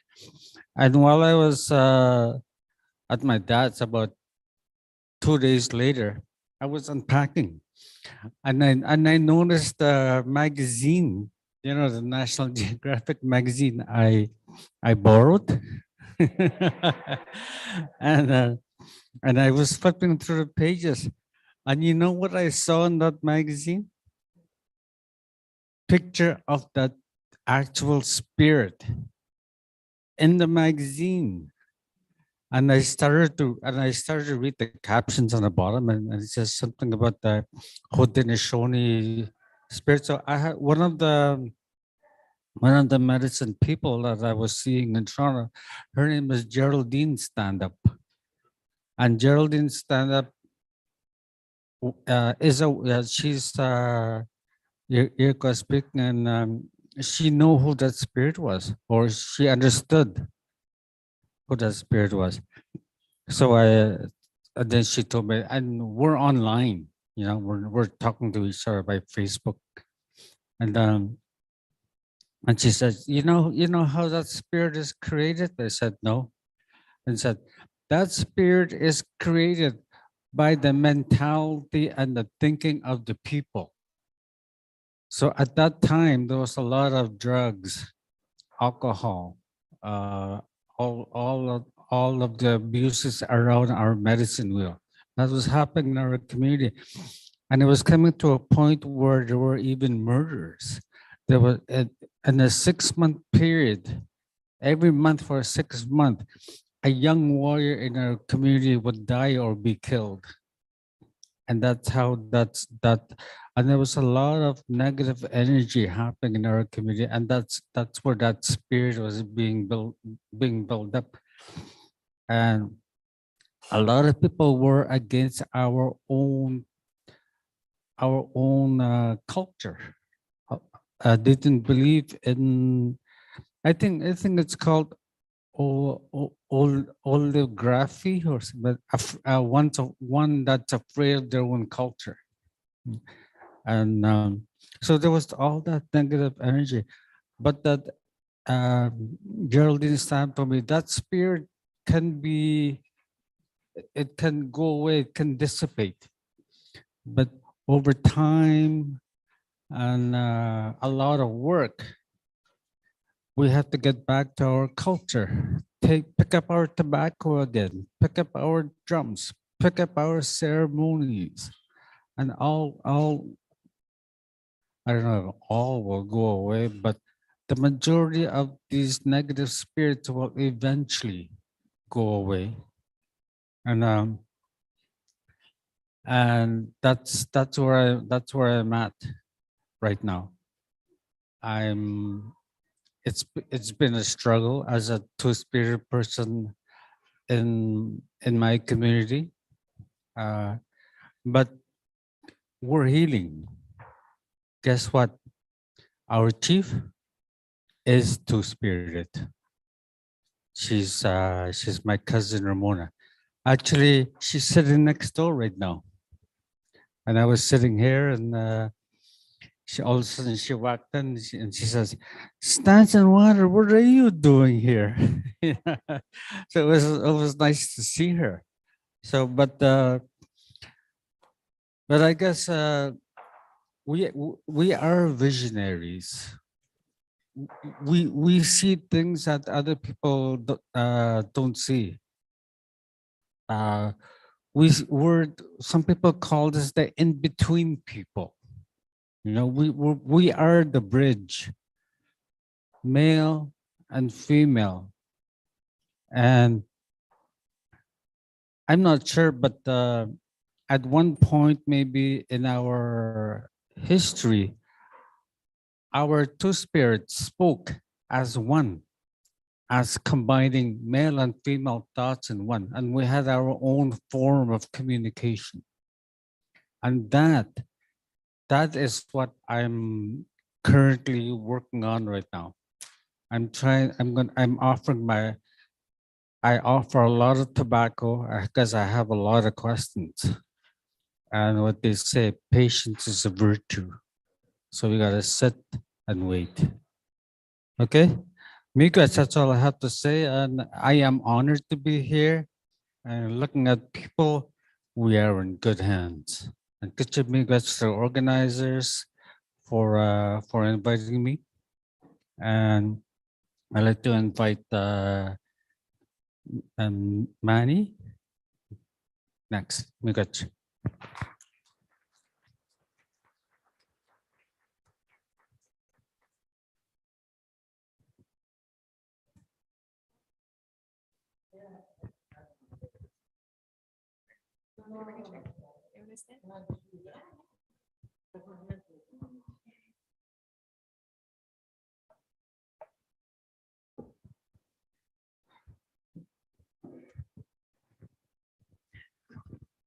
Bonjour, ni Joic.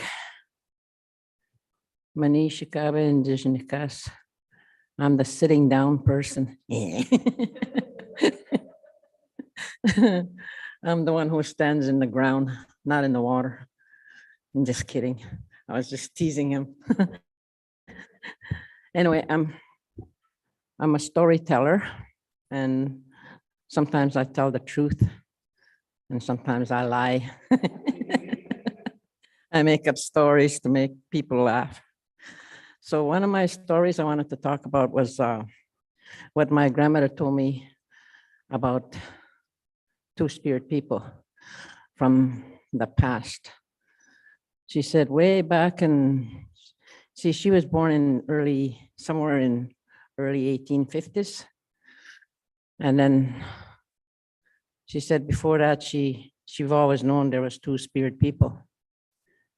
And she told me when I was 4 years old, she said, you're a two-spirit child and you're going to grow up as a two-spirit person.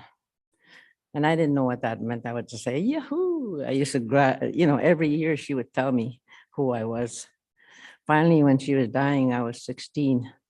I asked her, Kukum, what does two-spirit means? What's anyway, Jack? I told her. And she said, oh, she said, you're carrying two people, female and a male. She said, that's who you are. And I said, oh. And then she says, you remember those people that was living way up on top of the hill, the two men? They're your people, she said. And do you remember the two women you used to be afraid of? And I said, yeah, well, they're the same as you. Those are your people, she said.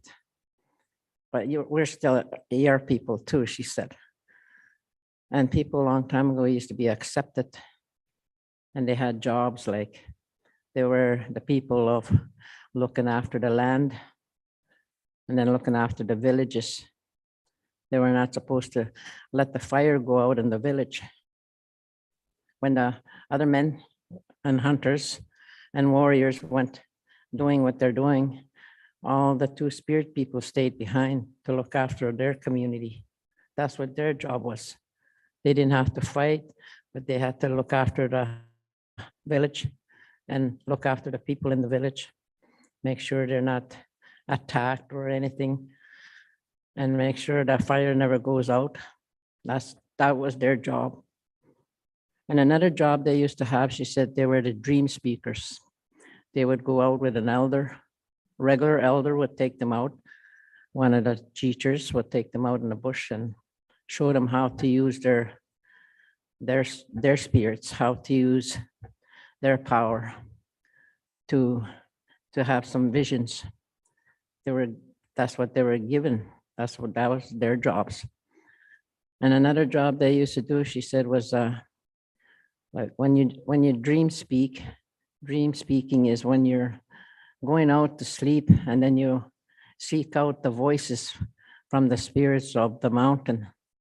That's what she said. That's what they used to do. They would go sleep out there and with an elder, and the elder would guide them right after their turn when they become teenagers, because they already knew who was two-spirit and who was not two-spirit. So that's what they did with the two-spirit people, the kids. They always treat them like they were made out of gold or something, you know, really special. They had special jobs, and the elders of the community would really look after them, guide them, make sure they do the things that need to be done. Some of them were taught to be a medicine people, medicine carriers. And some of them were also taught how to pick medicine, like go out in the bush and learn all these medicines out there for us so we don't poison ourselves. And that was their job. And then some of the men and women were taught how to deliver babies. Not just only women's job. That was never women's job, because women also went hunting. Like I was hunting, and my dad took me out hunting because my grandmother told him, said, make sure you take Mani everywhere you go. She needs to learn how to survive when she gets old. And we don't know what's going to happen to her if nobody's around, she said, told my dad, that my stepfather. So he took me hunting every time. And I was 12 years old when I killed my first moose. And that was fun. I was scared. That gun almost broke my shoulders. I went flying somewhere. And I thought I was in heaven after, oh, wow, this is heaven. I was thinking. And I told my dad, I said, am I in heaven? He kicked my foot. He said, time to wake up, he said. And I looked, am I in heaven? No. He says, look around. You're in the gun threw you off. Look over there to what you did, he said. And I looked, that moose was lying there. And then I started to cry because I killed the moose. I didn't really want to kill it. And then he says, now we're going to go take that moose apart, he says. We're going to take the heart out, and you're going to have to take a bite, and you're going to have to give the 4 directions because the Mother Earth needs one, she said. He said. And I said, and I went, oh, no, I'm not cutting that up. No. So he did, but he went and put his heart, hand inside to get the heart. He loosened it up or something. He said, okay, it's your turn. I'll bring that heart out. And I went, and it was still moving. It was still doing this. Thinking, oh, I can't touch it, I told him. But then we waited for a while, and then finally he says, okay, go get it now. So I brought it out, and he says, now lift it over there and take a bite first, he said. I don't want to take a bite, I told him. Just a little bite, he says. And then you turn it around and you go around, because this is your grandmother's the one that told me to show you to do that. And I said, oh, my kokum. She's so difficult, I was thinking. She wants me to do everything and eat the raw meat, you know. So I took a bite out of that heart, and I swallowed a little chunk of it, and I think I had blood all over my mouth. And then I went like this to that 4 directions and honor it, and then cut some up and give it to the tree. And then I gave it to the ground. And then we took the rest of it. And then the rest of the stuff that was in the moose, we gave it to the land. And then we used the body of the moose as a sleigh, because it was in the wintertime when we do that. We didn't have no sleigh when we went hunting. All we had was snowshoes. So then we end up using the moose as a toboggan. We didn't have to do anything else. And I was so happy. I learned how to do those things. Now I know I can survive anywhere. I don't have to worry about these things anymore. But it's really hard work after when you want to do the moose hide. Those are the kind of things that two-spirit people used to do before, way back in time, before colonizers came to colonize us.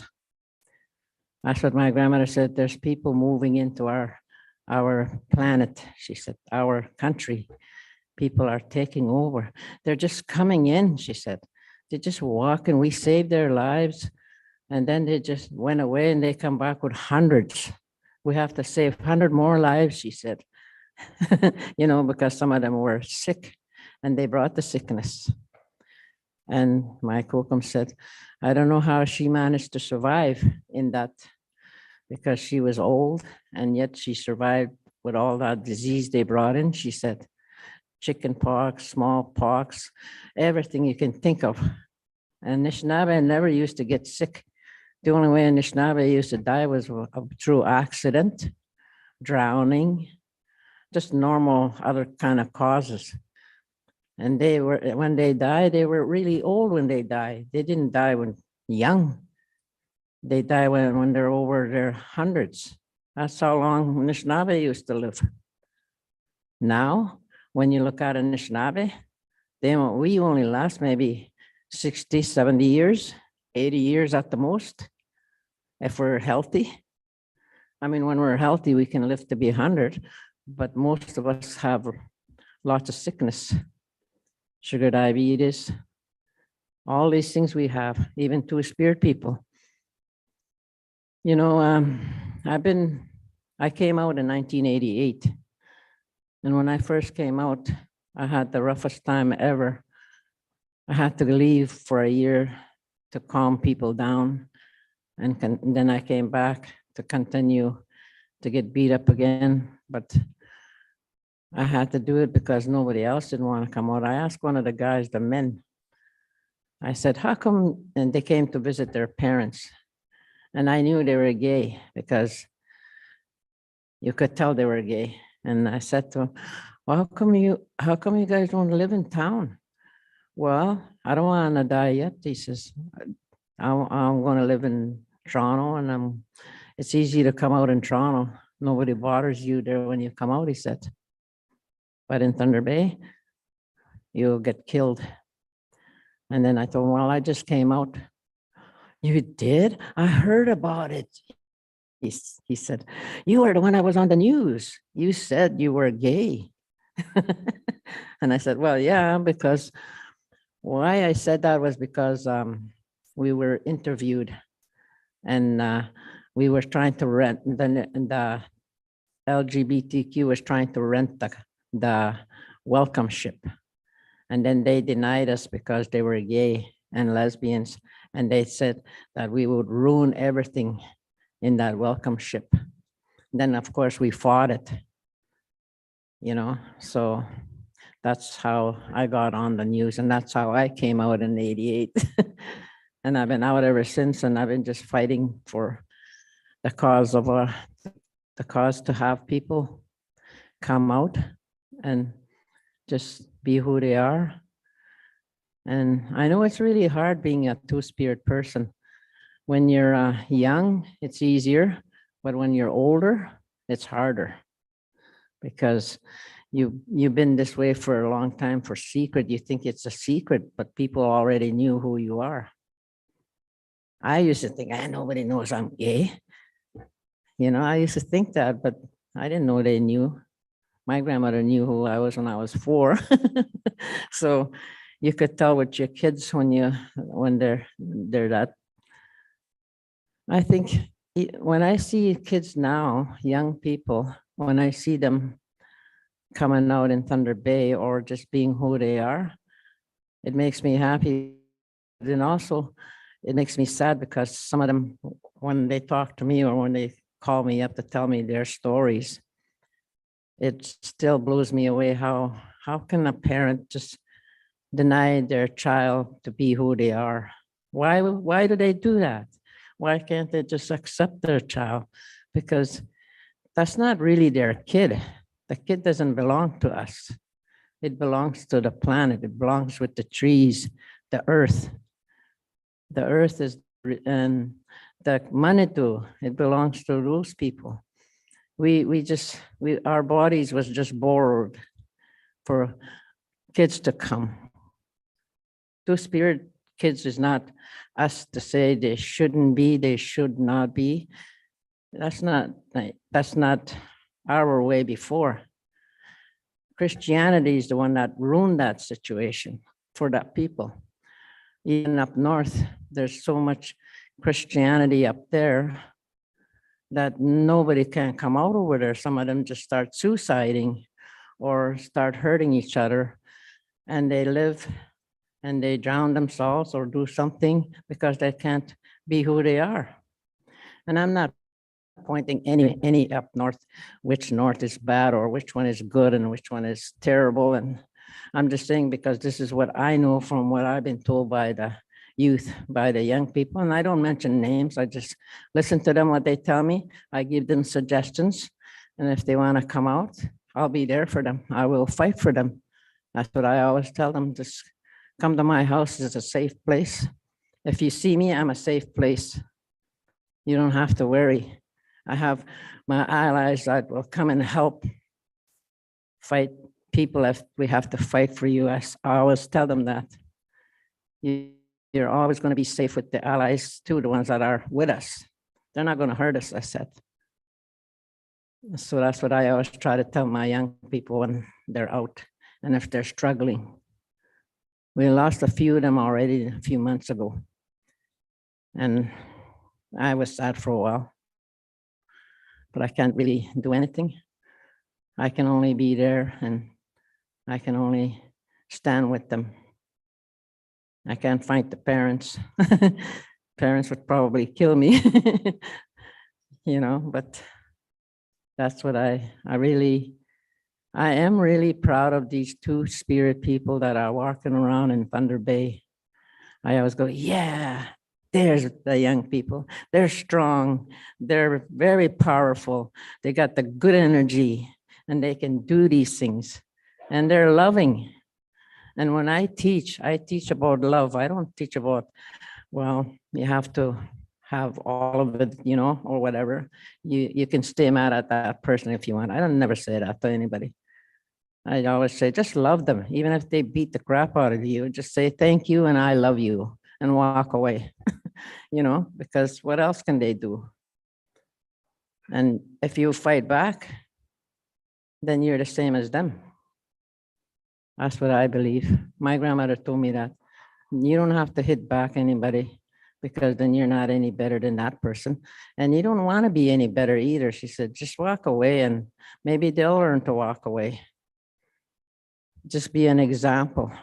Be there for them when they need you. And if they beat you up, that's okay. As long as they don't kill you, I don't think they would do that, she said. It's just people are angry because they got too much anger in their body and they need to get rid of it somehow. And that comes from our families. The way we behave comes from the four corners of our house inside. That's where it begins. A lot of people think it's the school that teaches them bad things. It isn't. It begins in your house. If you become a parent and you have a baby, the baby's going to watch you. Every move you make and everything you do, that's what they're going to do. That's where it all begins. And that's what I always try to tell the parents. Everything begins at home. And then you push them out the door and they go out into the world. They go to school. They learn more stuff over there. And they just keep learning and keep learning. That's how it is with our kids for our future. Think about that if you have any kids. And I am proud of all you people coming in here to share your two-spirit life if you are. And if you're anything else, that's okay. And I'm learning about these. I still don't know all these acronyms, they call them. I don't know how to say all of them. I try to say them in the Anishinaabe one. I'm pretty good at it in the Anishinaabe one than I am in English. So, mi gwech mi nuguk. Wewene bimuseo kumar nongum gagi jigak. Nin gizagi nim winge nibwa. Mi gwech.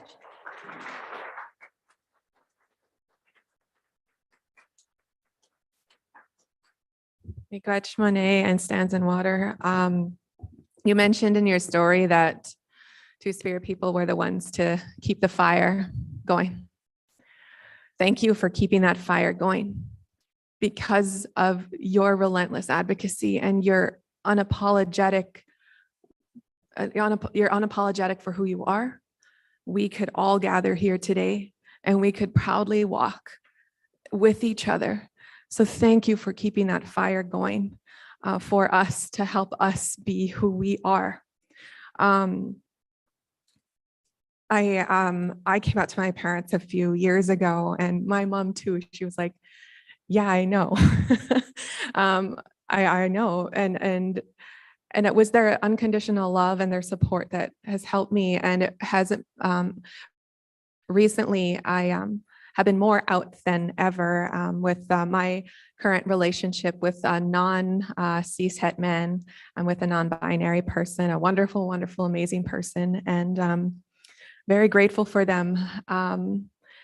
But again, thank you for keeping that fire going so that we can also, restore those relationships too, and look at the, I'm glad that you mentioned, Stands in Water, that you survived abuse and then somebody told you, well, that's good.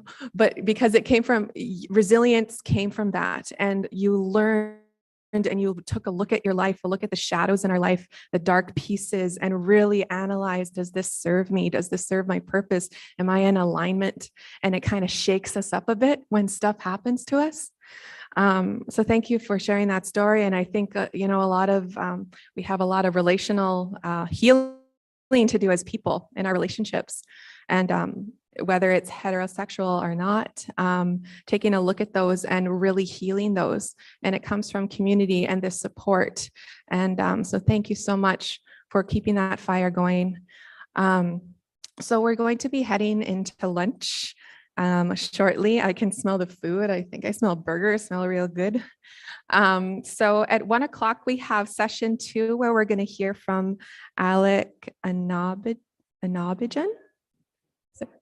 Onabigan? Wonderful. So Alec Onabigan, Ash Moreau, Logan McIver, and Amelia Fox at 1 o'clock. Yes, love? Oh, yeah. Oh, wonderful. Miigwech. Okay. So Monet just said before we start feasting, she's going to, will you say a prayer and smudge others? Okay, perfect. So I'll invite you up right now and she'll say a prayer and we'll do a good smudge. And we're back here at 1 o'clock after.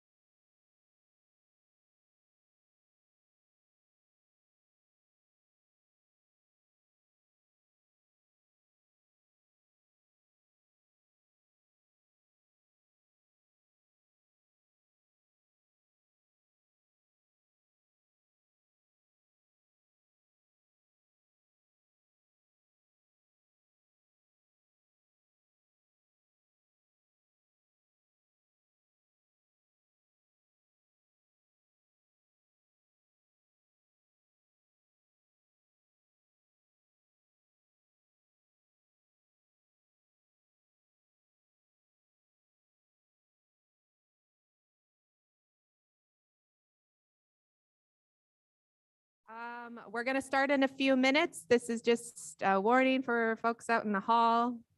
And yeah, get yourself comfortable, water, do some stretches before we start again. A few more minutes.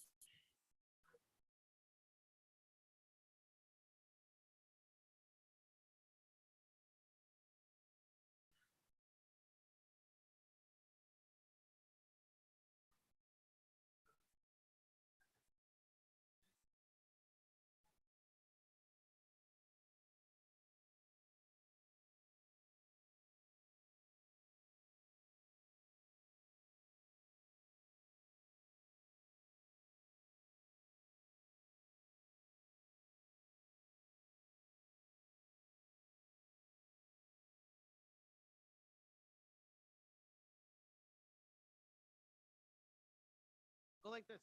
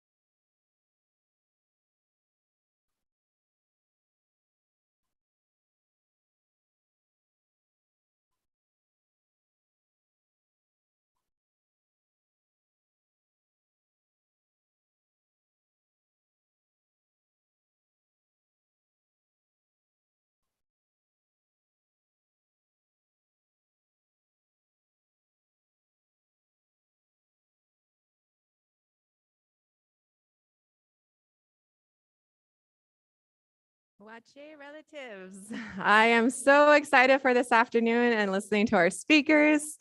I hope you had a good lunch, stretched out, had some good Pepsi and socialized. I got some new friends on Facebook. I'm so excited. So our next few speakers, so we're going to be for session 2, it's going to be stories from our community. And there's going to be 4 folks that are going to be coming up. Our first one will be Alec Onabigan. Is that how you say your name? Yeah, wonderful. Alec is a 24-year-old two-spirit trans queer man. His pronouns are he, him, his. He was born in Thunder Bay, Ontario, raised on the reserve of Gonabigan First Nation. He worked, pardon? Ganugaming. Ganugami First Nation. He works for Nesiac Alliance as the coordinator's assistant. So give a round of applause and welcoming Alec. Bonjour, my name is Alec Charles Onavigan. I am a trans queer man. I'm born in Thunder Bay, raised in Ganugami First Nation, which is about 3.5 hours away. I just wanted to come talk to you guys about my journey and like what I've been doing. About I want to say about I don't even know how long I came out. I've been out since 2016 as bisexual, and then I came out as a lesbian, and then just the list goes on. I don't know how many times I've come out so far. It feels really good to be up here and like talk to you guys and listen to every other person's story, and I feel really like grateful to like talk about my story today. I grew up in Ganugami. It was really hard for me to like accept me who I am, because at first I didn't accept other people. I didn't accept the LGBTQ community. So I guess it's just a lot about like me like humbling myself and like learning how to respect other people and respect myself. And I'm still learning how to like self-love and everything and all that. When I was growing up, I was around a lot of people who didn't really know. Like I didn't know what LGBTQ was at first. So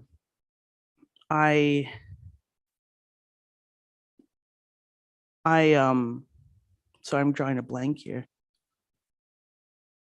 When I came out to my mom as transgender, she was like, I know. I guess that's a lot of parents' reactions when you come out to them. She's like, I was just waiting for you to tell me. And like, I was so scared to tell her, like, and she was like, the one person I wanted to tell was my mom. I'm really happy that she's here with me today. And it's just really hard to like accept people and accept, especially when you don't have that mindset as other people. It's really hard to accept who these people are and who you are. And it's just really, but when you do it, it's just really rewarding seeing their smile, seeing them happy, seeing them light up. I recently had top surgery about 3 months ago, and I woke up from, well, I was in surgery. I went under.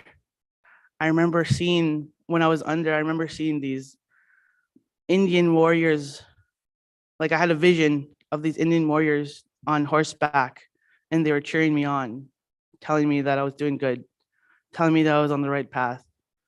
And I just feel so great about it. And it's just like I woke up, I can't even speak right now how like amazing the feeling is. I woke up from that surgery and I started crying. I was like, is it done? The nurses told me it was done. I started bawling like big crocodile tears, and it was just really like rewarding feeling. And like I touch my chest all the time. I'm like, wow, like it actually happened. And I was waiting, like I wanted this to happen since 2015. That's almost 10 years. It's crazy people wait a lot longer than that. And I'm very grateful to have my family and very grateful to have these people, like all of you guys here. And I'm very grateful to be here today just to talk and like talk about my journey. It was really hard coming. Like when I first came out as a lesbian, my nana, she wasn't accepting us at first. She wasn't. She told me she didn't accept me. She said she still loved me, but she didn't accept who I was. So that broke my heart. But give her some time. About a year later, she comes up to me and she's like, I accept you, and like hugged me. And the funny thing is, I went to Pride that year in Thunder Bay, and she wanted to go to the Pride parade with me. I missed the parade. She was the one that was in the front of the parade. I was really jealous, but I was really happy that she was there with her sister, her late sister now, my Auntie Marie.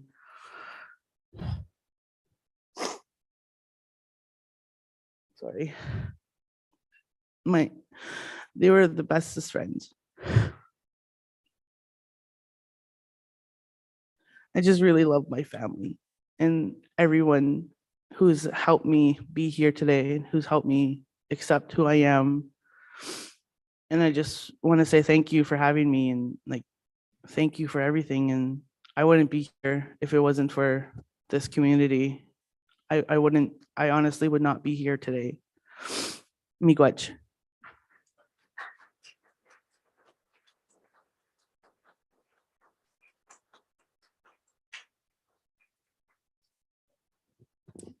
Miigwech. Oh. Miigwech, Alec, from the bottom of my heart. And thank you, Alec's mom, for that unconditional love and support that you offer your son. And answering that call to love, answering that call to authenticity really trickles waves of resilience and this reclamation that all of us are having. So thank you for answering that call for yourself and for your son, answering that call for authenticity and love. And I think that's really what we all really want. So that was really touching me, Gwech Alec. Our next person is Ashley Moreau. Ashley Moreau is a two-spirit chief maker of things. Originally from Treaty 3 region in Eagle River, Ontario, now living in Thunder Bay with family and roots from a Métis homeland in Laurier, Manitoba in Penetegwishing, Ontario, and as far as Qu'Appelle, Saskatchewan. Did I say that right? They've lived in Thunder Bay since 2005, and since living in the city, where they've been able to grow and learn more about themselves and share their culture and their creativity and passion with the community. Ash first served on the Two-Spirited People of Thunder Bay Board as president in 2006. From there has continued these conversations regionally and also nationally. They have committed their focus and path to helping bring awareness and visibility to our rainbow community by raising awareness and pollinating two-spirit teachings and stories. So Miigwech, Ashley, come on up.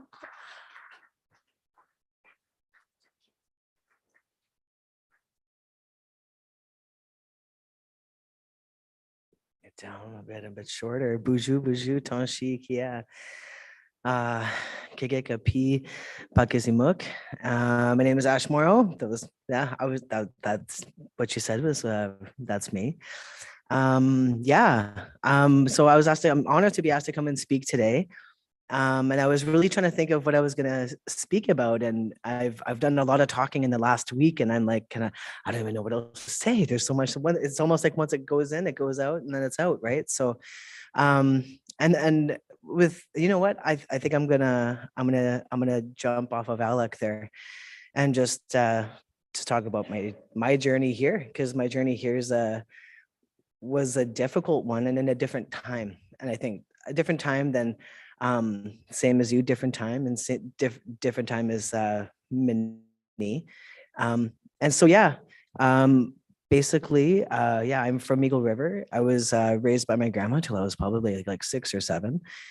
And when living with my parents, when I went to live with my parents, I was always really different. I was like, and still today, people, when they meet my parents, they're like, how are you from them? How did they make you? You're so different. And I feel like, being a Michif person, Métis often are, not always, but often have Catholic background. And so there's a lot of that Catholic background and, morals and values put on you as a kid. And so for me growing up in that scenario was a little bit difficult sometimes. And it was hard to see myself in community. And it was hard to see myself as a Michif, very white looking person in community. And it was hard to find my place. And once you find your place, it's a beautiful place to be. You know, once you find your place and your people. And I feel like finding your people is sometimes really hard when you come from somewhere far away, or you come from, like, I'm from Eagle River. For those of you that don't know where Eagle River is, it's about 5 hours that like west before Kenora, and you know, out that way. And yeah, so with coming to Thunder Bay, that was where I was able to start finding my people, but I don't think I found my people right away. It took me a while. And on that journey, getting there, moving to Thunder Bay, was a really hard time for me. That was a lot of addiction, a lot of risky behavior, a lot of things that I really had a big struggle, and I felt really alone. And so at 16, I came out, and I came out as bisexual first because that was the safer route. It's like almost like people would, and you know what, it was I was more accepted as a bisexual person because people looked at you like, well, there's still hope, there's still a chance, you're, you know, like you still could, okay, you like women, but you know, had never had a boyfriend, but I just knew that if I said that I would be a little bit more accepted, things would be a little bit more safer, you know, until you can't believe what you're saying and you're like, okay, everyone's questioning. They're like, you say you're bisexual, you've never been with a guy, you know? And so, yeah, so I came out as a lesbian, and surprisingly, being raised by my grandma, who is super like French Roman Catholic. I love her. She's passed now and I love her to pieces. My parents were a lot younger. They had me in high school, and I thought, we listen to almost the same music, they're going to be cool with it, you know? Yeah, I was more nervous about coming out to my grandma. And it was funny, it was the opposite. When I came out to my parents, they took it like they were worried that they had done something wrong. And my grandma, on the other hand, she was like, I was so nervous to tell my grandma, and she was like, you know what, it's okay, I still love you, I always knew. And same, like I hear that, I'm like, yeah, my grandma knew who I was. My parents not so much. But it's beautiful to see family that's accepting, and to see family like we just saw, that not only accepting, but celebrating. And there's a big difference, right? I come from a time of barely tolerance, like back in like 2005 and stuff like that. When I moved here, there was hardly tolerance. And when I found the Two-Spirit people of Thunder Bay, I was like, yes, this is where I'm going to find my people, you know? And I was on that board for a while. Yeah, that board fell through, and there was, you know, and we were still trying to pollinate and find people and do things. I found Minnie, I found a group of people, I found like-minded people. And I think that's honestly what saved me, was coming to Thunder Bay. And actually, I always tell this story, but I have a tattoo of a quarter because I literally flipped a quarter in Dryden. It was going to be Thunder Bay or Winnipeg. And I was like, I don't know where to go. I'm just going to flip a coin. And I had never been to Thunder Bay, and the coin was on Thunder Bay. And I was like, oh, I've never been there. But I did it. I jumped in my U-Haul. I came to Thunder Bay. And that was my first clean day too, because that's where I quit everything, and I was like, this is my chance to just step away from where I was and walk into myself and find myself, right? And so on that journey, for me, I'm going to say that ceremony and being a drum carrier really kept me on a good path and help me find the right people. And a lot of those people are here today. I'm looking around at the table over there, especially, where I was able to find people that celebrated me, that weren't tolerating me. And that's what we're looking for. And I think right now there's a lot of awakening of Two-Spirit people. And I think since those days of having these little conferences and these little things that didn't really go anywhere, you know, in 2005, I think that board lasted maybe 2 years, maybe 3. But that little ripple effect of that little stone that we threw at, like hoping that something would come out of that. Look, we're here today and there's like a lot of people here, you know. I've been speaking at conferences for the last week about two-spirit, barriers to healthcare, and all these different things and all these different conversations that are happening. And I think it's a beautiful time to be two-spirit, because right now all these teachings are waking up and all these people are coming out. And it's funny because you hear people say, well, it's a trend right now. It's a trend. Everyone is, you know, something different. It's a trend. And I say it's not a trend. It's not a trend. It's because we're having these conversations, we're creating that safer space for people to be themselves. We're showing people that you can be yourself and you can be accepted and you can be celebrated and not just tolerated. And so with saying that, I continue to find circles of people that are accepting and circles of ceremony that are accepting. And I find it's still a little bit hard. And I'm going to do a fun thing. I always like to do a little fun thing and shake it up a little bit. So if everyone could close your eyes for a minute, just close your eyes. We're gonna take a walk right now. Okay, so you're at bingo. You just heard under the B3, and you grab your dabber and you're like, boom, and you're like, oh, I just won bingo. You look, you double check, you see the line and you're like, yeah, that's a sure thing. I just won bingo.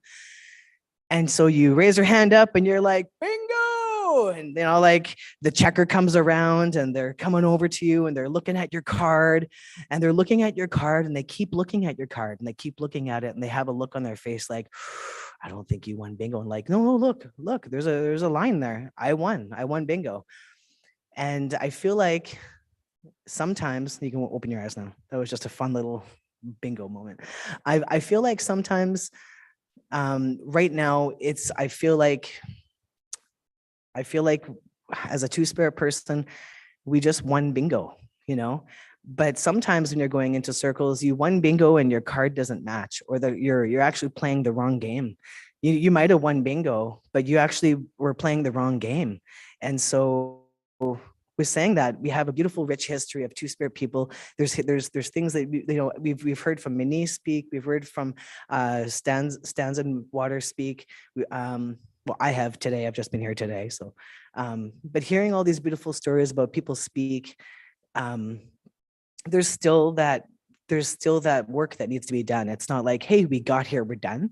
You know, there's still circles of ceremony where you go and I have to ask first, you know, do I have to wear a skirt? You know, or where am I going to sit?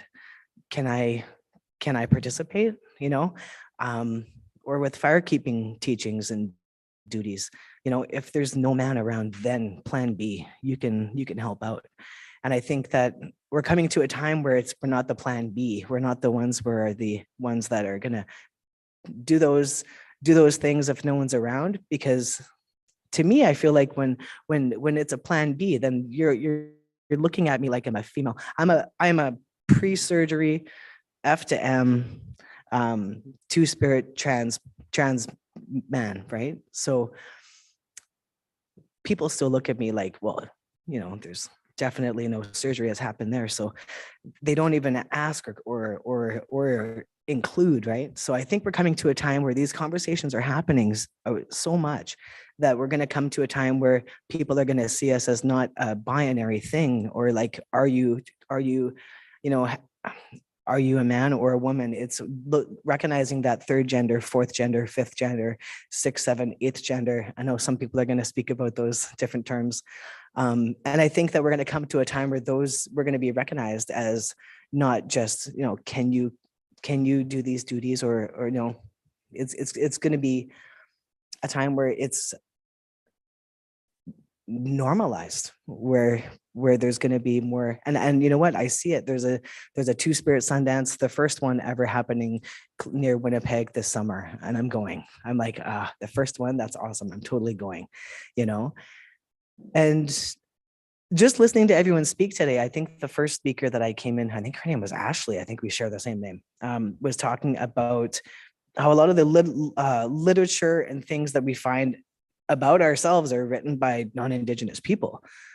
That's crazy, you know? And so I think with that, I have this QR code. I learned how to do that the other night just for everyone. So if you want to check that QR code out, I think it's really important that we hear about our stories and our coming into ourself and coming into our communities as ourself from our own people. So when you click on that QR code, there's a list of books, music, artists, poets, things that are made by and for 2S people.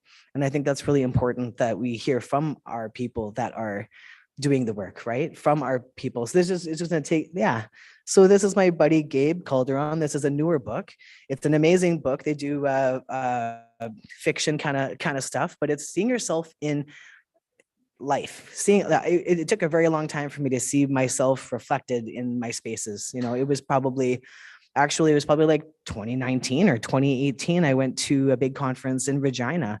The Fierté Canada Pride had a big conference, and I went there and I found the most amount of two-spirit people I've ever seen in one room in my life. And there was a good number of them that looked like me, you know, that were Métis, that were, you know, the ones that are like kind of forgotten about sometimes still. And in those moments, I was like so grateful to have that opportunity to stand with those people and talk with those people and make those connections and those family ties. Because for me, those people are my family. I don't have that bio family connection. So having my queer family, my chosen family, those people are the people that are my family. They mean more to me than my family, and they care about me more than my family, right? So 47,000 Beads, one of my favorite books. It is about a young queer person who wants to dance in a powwow. And everyone knows that they see their toe tapping when they hear the drum, and they just want to so bad, but they don't want to wear a jingle dress, and how the community comes together to support that youth. And I think it's a beautiful book. It's a kid's book, and it's just wonderful. Minnie Shikabi's bio book. Also, those links are links to buy the book. So I did the work and put the link so you can buy the book right in there, right on that sheet.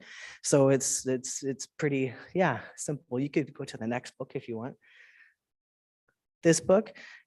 The one above there. Well, the next couple books are by the same author, kind of, sorta. Love After the End is a bunch of different two-spirit poets and short story writers that that made a book, and Joshua Whitehead edited the book. So it's a Joshua Whitehead book, but it's a whole bunch of 2S people that came together to write these awesome poems and books and stories. And I just think it's really important to promote these and show everyone that there are lots of things that we could find that are written for in our own people. Yeah. And then after this one, I think it's lists. Oh no, there's another couple books. Yeah. And you can keep going. Yeah. There's tons of books. There's movies. That's a movie as well as a book. That little sheet here is once you're on your phone and you're looking at it, it shows all different types of podcasts and things like that are really important, that I feel are important. If I was going to give a youth a resource and make it as simple and in the language that youth can understand, because I just learned how to do a QR code, like use a QR code, never mind make a QR code. So I made a QR code so it's accessible. Another awesome book list. So that book list, those two lists are other people's lists of other 2S people all over Turtle Island, like not just Canada, in the States, everywhere. Grace and Grit, amazing musician, linked to Spotify. I think it's, yeah. So that's what if I could offer anything to the youth, to this beautiful 2S youth gathering, is to see yourself in life, around like music, books, stuff like that. I think it's really important. And I'm very honored to be asked to come and speak today. I was just like tickled pink. I don't own any pink, but I was tickled pink, you know. So yeah, miigwech everyone. And I hope I did my time or whatever. If I didn't go overtime, okay, cool. I always say, if I go over time, just start clapping and I'll get the hint, you know. So miigwech, and have a great rest of your afternoon, everyone.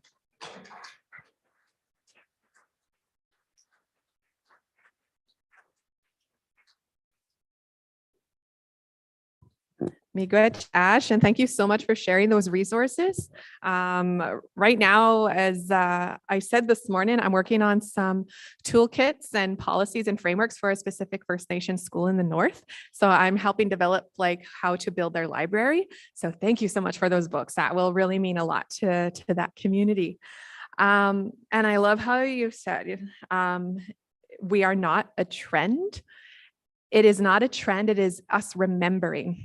It is remembering and reclaiming how these lands were. And I say that often on my Relentless Indigenous Woman page, like these lands are queer, like you are on queer lands.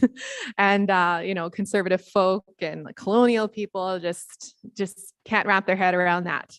But we have a lot to teach them. The next presenter, I am very happy to introduce to you Logan McGyver, is a passionate member of the 2SLGBTQIA plus community and has carried their passion and advocacy for the community into his work at the Thunder Bay Indigenous Friendship Center. As the 2SLGBTQ plus mentor, they provide safer spaces, programming, and access to gender affirming gear to anyone in the 2SLGBTQ plus community within Thunder Bay. So help me in welcoming Logan.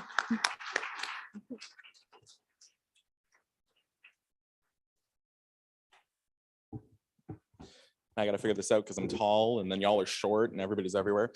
Nope. Okay, there we go. So Buju Ani Logan Indigenous Dodem Thunder Bay and Doji. So my name is Logan. I live here in Thunder Bay. I also spent a brief time living in Fort Francis on Treaty 3 territory. And God, y'all are like making me look bad. I'm the one talking about the service side of things, but I got to get personal. There's so many familiar faces in our audience today. I've met some of you in passing. I've met some throughout walks of life. Ash is a mentor to me with my knowledge building of two-spiritedness and LGBTQ plus journey. Janine, she's there. She got me with home skills. I think I want to start this. I'm going to talk about myself because that's never enough. No. So growing up in Thunder Bay, I originally came out as bisexual as well, because same as Ash had shared, it was the welcome one. Like, oh, they're still a little bit straight. That's totally fine. And then finally in the last year of high school, I was like, you know what? I only have to deal with this for another 6 months, 8 months. And I came out as gay. Everything was surprisingly okay for a Catholic school, which is weird. I had a very positive experience myself coming out. My mom was super supportive. I will say she cried and I asked her, why are you crying? And she's like, her words exactly were, I'm not upset that you're gay. I'm upset at what the world could treat you as. And that's always stuck with me. And she's been one of my biggest supporters in all facets of my life, whether it's me performing drag on stage. She's the crazy mom in the front row going, whoa, that's my baby. Or she is there to support me in any facet of my life. And also all of us have been sharing how our chosen family matters as well. Although I do have a good relationship with my bio family, there's still people in my life who are my chosen family and they mean the world to me. And everybody here in this room, we're all a part of this community to support one another and provide those supports. So I could say all of you are my relatives, and I've learned the word for all of my relatives in Anishinaabe Moen, Indinawe Maganado. So we are all each other's relatives in our community. Another interesting thing actually is there is a group of young adults who made a chart. I wish I had remembered to send this, my apologies. It was Kai Pyle, Mandidu Maingan, and Charles Lippert. They went through and found gender terms in two-spiritedness. Some of them being Dago Kwewi, Dago Ininui. So the first was woman spirit within a man, Dago Ininui, which is man spirit within a woman. Ikwe Wadizi has the nature of a woman. Inine Wadizi, which has the nature of a man, and the list goes on and on. There's so many I could spend. Yeah, no, that's too many. Just kidding. But either way, I will provide you that resource after so that you'll be able to go see the artist who put together the resource along with their work to enhance the knowledge on the language. Now for the more businessy social service side of things. So like it was mentioned, I work at the Friendship Center. I'm the Two-Spirit LGBTQ plus mentor. And at the center currently, there are 3 positions that have the community directly in their mandate, but everybody who does work at the center tailors their services to the needs of the community. You won't be denied due to coming in as a Two-Spirit LGBTQIA plus person, but everybody is also on their learning journey right now. So maybe they may not have the right answer. Maybe they may not have the right knowledge to carry forward. And that's when you get to come see me, because then I can help facilitate that safer space. With me specifically, it's making safer spaces programming for 2SLGBTQIA plus people, no matter the age, 0 to 100. If you're 101, sorry, can't help you. No, I'm kidding. The other one is our youth life promotions worker, Peyton Day. She's unfortunately away on vacation, so otherwise she would be here with me today. Her specific program is 13 to 24, where she focuses on culturally based, land-based, and water-based teachings and programming, along with a major focus on the mental, physical, spiritual, and emotional wellness of everyone overall. And also another one who was supposed to come with me, however, we're just waiting for an extension for her, is our sexuality and gender equity liaison worker. She makes sure that we're always working together, providing safer spaces and trying to facilitate if there's, maybe you came out to your family or you want to, and you need somebody to be there as a facilitator between your meeting to help mitigate any negativity. That's part of our role. We're here to help everybody. And that's why I always say it's the Friendship Center. Like it may be Indigenous Friendship Center, but it's open to everybody no matter who needs it. And I'm trying to think of else. Also, there's a lot of us, I'm not going to out anybody that I work with. Everybody is pretty out and proud, but we do have a lot of 2SLGBTQIA plus people working at the Friendship Center. So I like to say we are a safe space. We also have gender neutral washrooms, which is a nice plus because they don't have that here, by the way.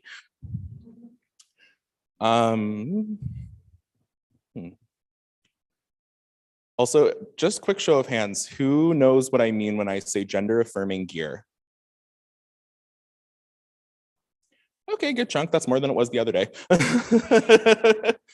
So gender affirming gear, especially for two-spirit, trans, non-binary, gender non-conforming, is any form of clothing or tool that can be used to help them express their gender outwardly.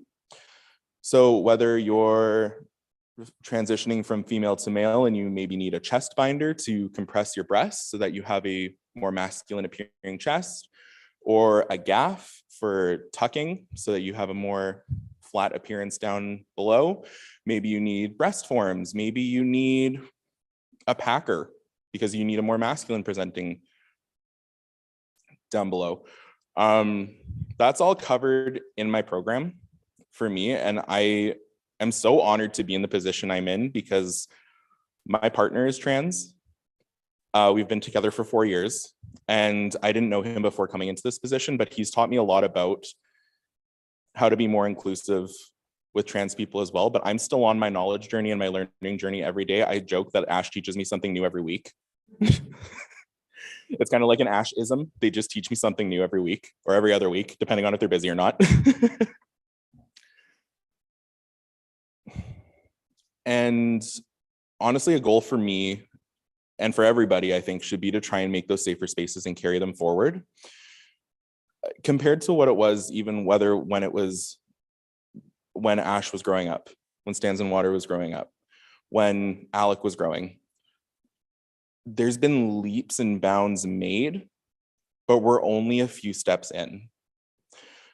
We're still at the point where people don't understand that we're here, we're queer, and we're not going anywhere.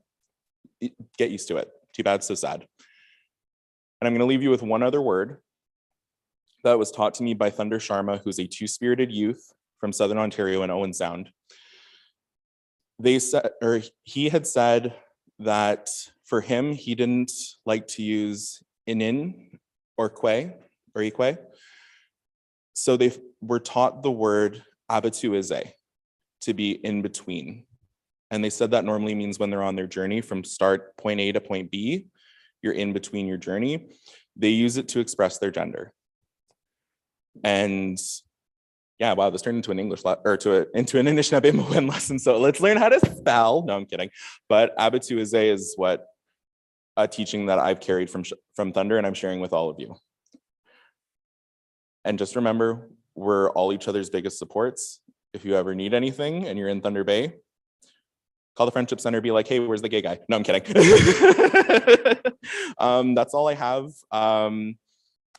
I can't think of anything else, and knowing me, I'm gonna like sit down and be like, oh, I should have talked about that. But either way, chi miigwech for having me here today, and I'm honored to be here. Thank you.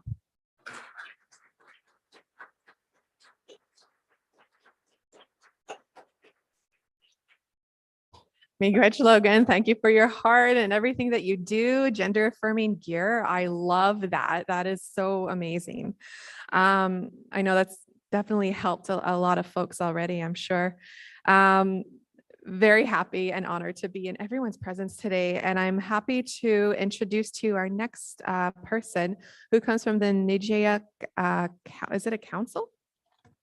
Nijiak Alliance, yes. Amelia Fox, and the Alliance aims to reduce stigma and risks associated with being part of the 2SLGBTQQIA plus community through engaging Indigenous youth in informative workshops, amplifying 2SLGBTQQIA plus voices in the In Between People podcast, and the development of an annual Ontario-wide 2SLGBTQQIA plus gathering. So miigwech. And Mike's yours.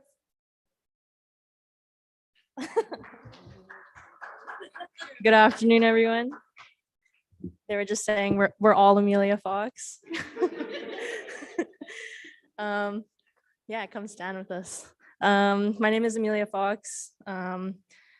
Wasaganakan Indigenous Michigansai Gekan Ekwa Kiriganzibi Natunji. So my name is Wasaganaga. It means sparkly snow.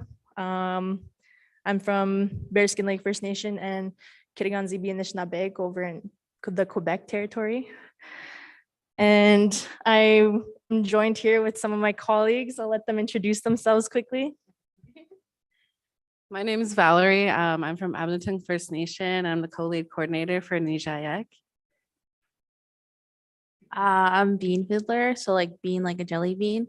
From Sandy Lake First Nation, but I also call Moose Factory home as well, and I live in Thunder Bay. I am the youth outreach worker with Nijiak. Everybody knows me, but I'm Alec Charles and Abigail, and I am the assistant coordinator for Nijiak.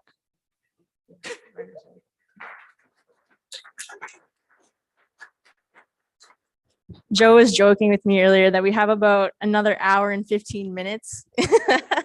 But I think we're gonna take a moment to kind of talk about our own experiences before we begin introducing the organization itself. Where do I start? I didn't write any speaking notes, so this is just gonna like, I'm gonna go ad lib and see what I can come up with. I don't know how early I should start. I think I had a really hard time with my identity growing up. I had a hard time accepting myself. And when I came out, I had a lot of support from my family. And then there was some points in my life where it wasn't very supportive. And I think I struggled with that for a very long time in high school and then into university. And the story shared by the elders this morning really resonated with me. I put myself in like some very precarious situations, and I guess like something bad happened to me, and then I decided to pursue try to pursue sobriety. And yeah, so I've been working on that for some time. I graduated from Lakehead University with my Bachelor of Arts in Psychology and my Bachelor of Arts in Political Science. And then I went on to apply for business school because we ended up getting a grant for this project, and I did not know how to do anything. So I went to I applied at the Queen's University Smith School of Business, and I ended up graduating with my postgraduate diploma. So it's about half of my master's in business administration. And yeah, I don't know. I had more to share because I was thinking about it as everyone was speaking, but I'm gonna pass it over. And if something comes back to me, I'll come back. So yeah, my name is Valerie. I grew up here in Thunder Bay, and I grew up in a very like toxic Christian household where like, it was just like, oh, you're going to hell. And when I came out to my mom when I was like 14, she told me that.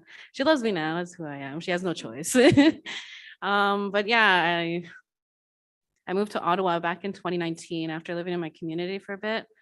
And it was very lonely, like 6 months after the pandemic hit, and I was like alone with my roommate for like 3 months straight. It wasn't great, but yeah, I went to school. I graduated from the general arts and sciences program, and then I moved on to journalism, but due to like things happening, I guess I ended up moving back to Thunder Bay. But before that, I have a story. When Amelia used to work for NAN, and I was on the youth council. I remember we were sitting there at DFC, like it was really hot, and then she was telling me about her dream to start like a Two-Spirit Alliance. And like little did I know that I'd be joining her and helping her work on it. And it's just awesome to see it come to life, and just meeting all these people and being able to like meet new people in a Two-Spirit community. Cause like at first, like I wasn't sure like what I was, I guess. Like, I felt like Two-Spirit meant you had to be more masculine than feminine. And I'm like a feminine person. And then last year, I took part in the Provincial Youth Ambassador Program with the LGBT Youth Line. And that's where I met Blue Waters. And they helped me understand what Two-Spirit meant. So I consider myself Two-Spirit now, I guess you can say. But yeah, it's been a good journey. And I went with them to Shoal Lake a couple of years ago, and I didn't know I was going to be working with them. I don't know. It's just kind of foreshadowed, I guess. But I really enjoy like working with Amelia and Bean, Alec, Lucille, and Leslie, who couldn't be here today. And it's just been quite a journey, and I'm excited to see like where we go from here, I guess. Yeah. It's me. I don't know. Hi. So as I said, my name's Bean Filler, like a jelly bean. I do like jelly beans, but I don't really like candy. But anyways, so I am two-spirited, and like I was on a youth panel yesterday, and I shared my story about like how growing up, like I could tell that I was like built different, I guess, and and even now, like I still feel that way. Like I can show and like feel welcome to show like my masculine side if I wanted to. But like currently, like I for like a long time I had troubles with like my femininity with myself because I was like everyone's like, oh, you look like your dad, or just like as just like telling me that constantly. They're like, oh, you're a mini Tucson. I'm like, I know I am. But like I really struggle with that.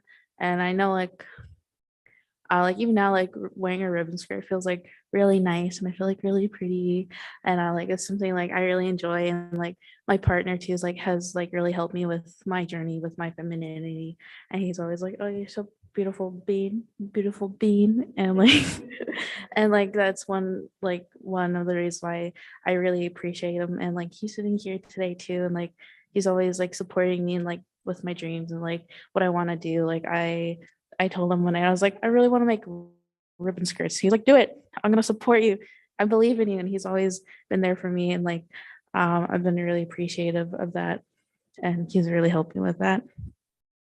But like, I know with Val, like with her household was very, she was very religious. That's how my mom was as well. Like my birth mom, I have two moms. I'm cool like that. But like, my birth mom, she wasn't really supportive of that because like it was like that cycle that I talked about yesterday about like how like your parents teach their children and it continues for like always, I guess. Oh, my bad. But like when I first came out to my mom, my birth mom, when I was in grade 10-ish, I told her, I was like, it was around Christmas. I was like, Mom, I'm gay. And then she like totally went like in disbelief. And she was like, you could tell in her voice that she was disappointed and that she kind of didn't really want to talk to me at that point because of how I expressed myself. And it was really hard because like she's my mom, she's supposed to be there, but like at that moment I was like, you're not my mom anymore. And I stopped talking to my mom for 6 years until recently, about 2 years ago, that we started talking again. She was like, I'm so proud of you, Bean. And it's just like mending that relationship. And she realized that she was wrong of like kind of shutting me out. But now we're like on good speaking terms. She's learning how to use TikTok. I know like a couple months ago, she got stuck in a TikTok live for 2 hours and she didn't know how to get out. So I had to help her. But yeah, I'm on my journey of healing myself and my little bean inside that I call my childhood. Other than that, I think I'm really excited to be here with my coworkers because I really do love them all, and they're awesome. And yeah. Mwah. I'm back. I'm just wanted to say thank you to Amelia for having me part of being with the Nijiak Alliance. They called me a couple years ago for a podcast, and then they called me to come work with them. So I was like, okay, cool. Like, this is what I want to do. This is what I want to do. So I'm very grateful for you guys. Very grateful for being here. And thank you. I'm going to hand it back to Amelia. We got you guys. Thank you for coming up here with me. I guess like we could get started with the presentation itself, just to talk about Nijiak Alliance and what it is and what we're doing and what we aim to do. So Nijiak Alliance is a grassroots youth organization that's creating safe spaces for Two-Spirit LGBTQQIA plus First Nation youth. Can we go to the second? Perfect. So our mission statement, our mandate, as I suppose, is to reduce the stigma and risks associated with being part of the Two-Spirit LGBTQQIA plus community. And we're planning to do this through engaging youth informative workshops, amplifying Two-Spirit LGBTQQIA plus voices, and we're trying to develop an annual Ontario-wide Two-Spirit LGBTQQIA plus youth gathering. And I'm not sure, I'm just gonna double check which slides are where. I'll give a quick brief on why we haven't done the Ontario-wide youth gathering. So we ended up getting the grant just before the pandemic, and then the pandemic hit. And so we did a lot of online stuff to make up for that. And so we're hoping to get something started for this year. Next slide, please. So some of our goals, we're going to be providing innovative programming for Two-Spirit LGBTQI plus youth 14 to 29 in Ontario. I'm not sure if that number was changed there. It's actually 29. And so we've started doing that. I think we've done quite a few workshops. I think Val's going to be talking about this later though. And we're also working to create spaces to come together to learn and share knowledge and experiences. And we're also working toward establishing a community of Indigenous youth in Ontario. You'll already know that we're trying to reduce the risks and stigmas associated with being part of the community. And we're going to be working with other Two-Spirit LGBTQI plus groups and service providers and connecting people to resources. So who is Nijiak? I mean, half of us are here. But we're all basically from NAN communities. If you can go to the next slide, please.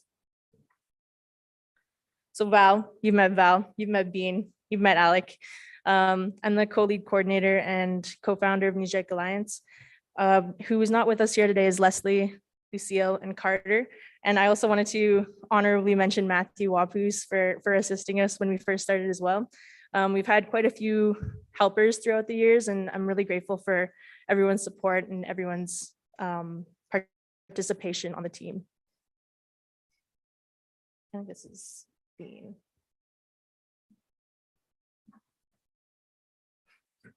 Hey, where are the speak notes? I don't have any. Okay, so when did NEJAC start and like why, you might be asking? So NEJAC Alliance began as an idea in 2018.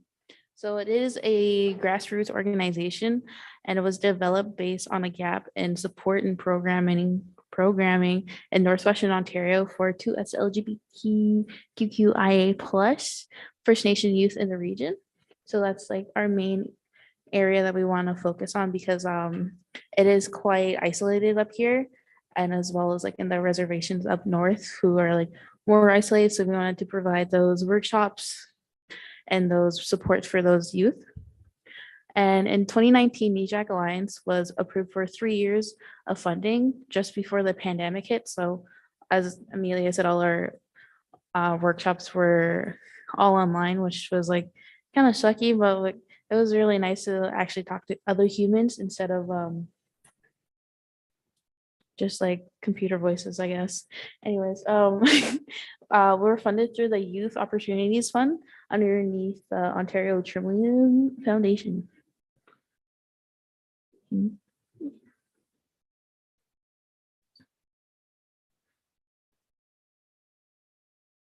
I love the leg.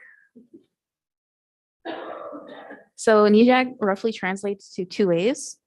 Yeah. You can, yeah. So these are some of the workshops. So in 2021 and 22, we coordinated about 10 online workshops with the 2SLGBTQQIA plus knowledge keepers, leaders, and influencers. So in year 1, we did a youth town hall in collaboration with the OFY NPC with special guests, Dr. James Makos and Anthony Johnson. So those two are the first, what's the race called? The Amazing Race. So we got to meet them and talk with them and get some knowledge from them as well. So that was in March of 2021. We did have the 2S Resurgence Gender Identity with TikTok influencer Karen Potts in May of 2021. We also had a 2S LGBTQ plus sharing circle with Ron Mandelman. Yeah, okay, I always mess up his name. In June 2021. We also did a workshop with Scott Wabineau of Decolonize Your Closet, which was really interesting and really fun to see. And then we did a virtual drag show in June of 2021. So in year 2, we did online sharing circles that went from October to March of 2021 to 2022. We did form a youth advisory group, or we had group meetings from our youth advisory council from November 2021 until March 2022. And the youth advisory community really helped us gain our sense of direction of where we wanted to go and what we wanted to do. So they were such a great help with us, and we got to really expand our knowledge and connect with a lot more youth that way. But as well, we did a 2S Elder Speaker series for our podcast, right? Yeah. It was really nice hearing all the elders share their knowledge with us. And we also did a workshop with Deadly Nim, who is a TikTok influencer. So in the late 2022 and 2023, we did more of the in-person workshops, such as we did the Moose Stew and Bannock workshop, which was really fun. And we got to meet a lot more youth and actually see the youth in person rather than on our monitors or laptops and everything. And we also did a ribbon shirt and skirt workshop with collaboration with the NAN youth department. So like I'm wearing my skirt I made, and my partner is wearing his ribbon shirt that I made him as well. And we recently had a paint night with Two Spirited artist Patrick Hunter. That workshop was also a really fun workshop to see, and we got to see all of our youth create some really nice artwork. Yeah, that's it for workshops. Podcast, please. I love the leg. It's my favorite. So we do have a podcast. It is called the In Between People. So you can see our little logo. So the In Between People podcast is a podcast for two-spirited people to share experiences, knowledge, and resources. We seek to amplify the voices of 2SLGBTQQIA people and navigate the impacts of colonialism on our identities. So we have 9 episodes published on various platforms like Spotify and Apple Podcasts. And topics and discussions include health, 2S teachings, identity, culture, and future special guests. So some of our special guests as we had was Dr. James Makokis and Anthony Johnson. We had knowledge keeper Ron Indian Manaman, musician Melody McIver, Elder Ed Lavalier, and Parliament's first 2S MP Blake Desjardins,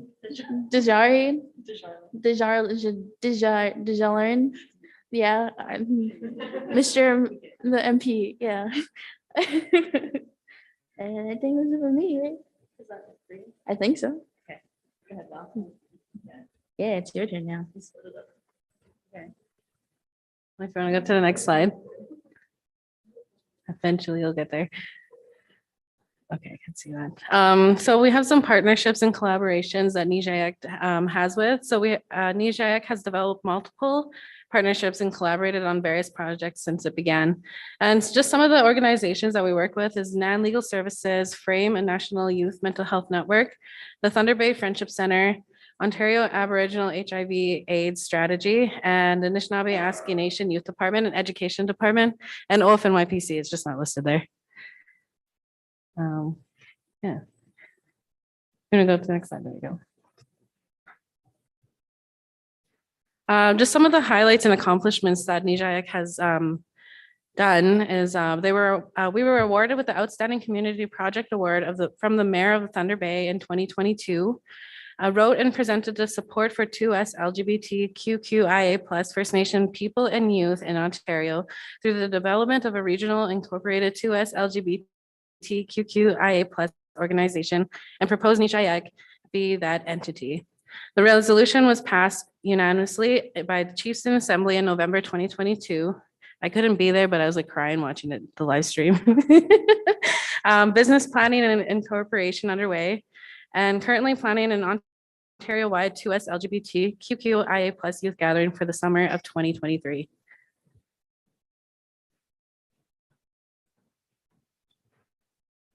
So these are just some of the pictures of our adventures that we've had, like online and in person. So in the top corner, you see me and Bean with the OFNYPC with National Chief Roseanne Archibald in Toronto last summer. The screenshots of us on Zoom, the top one is with, what's his name again? Renee. I wasn't there at the point, from OHAS. And the one underneath is with MP Blake Desjardins. That was one of our podcasts that we did. In the corner at the powwow, I took a picture of Amelia, Leslie, and Lucille with Bob Canoe. That's when I wasn't working with them. I was just there. And then a picture beside it is Melody McIver and Amelia recording audio for their podcast. Yeah, and there's some other pictures. And then in the corner, there's Lucille, myself, Blue Waters, and Bean at the powwow. We were very sunburnt after that day. We didn't bring any umbrellas and we were in the sun for like 7 hours at the Two Spirit powwow that they had.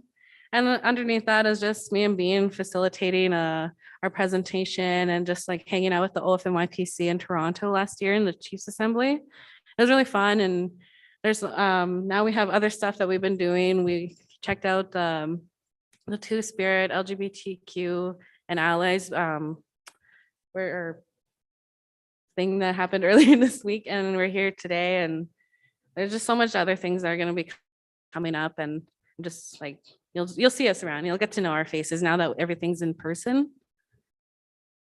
And then I can go to the last slide. Or no. Yeah, these are just some resources for youth. So we got something from the Native Youth Sexual Health Network, the NAN Legal Services, and 2SLGBTQ+ Victim Witness Support Services Support and Podcast, the LGBT Youth Line, the Friendship Center, and Umbrella Medical Clinic. So if you want to take a picture or something for these resources, you can do that.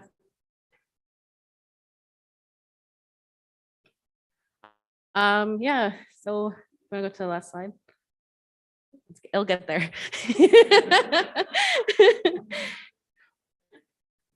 Hold on. All right.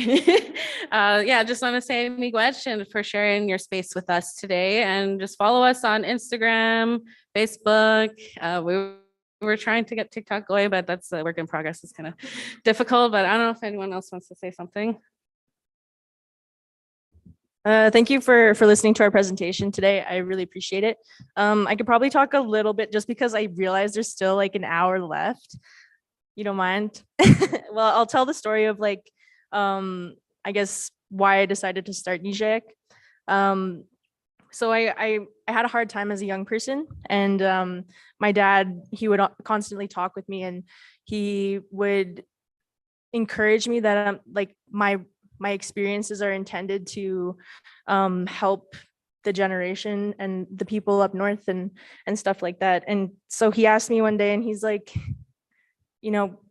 how many people do you think we've lost as a result of the experiences and the, I guess, pressures of being Two-Spirit LGBTQQIA+ in our remote First Nations? And that question really struck a chord with me. And being a young person, I didn't really think I'd see it past, I didn't think I'd get past 18 years old. So I was kind of lost living as a young adult. And I was like, you know what, this makes sense. And then I started pursuing that path. And then I started applying for funding and stuff like that. And then NIJEC actually started to form. And that's kind of where NIJEC started, was that one question. And this project is intended to work with youth who are experiencing difficulties with their identities. Yeah.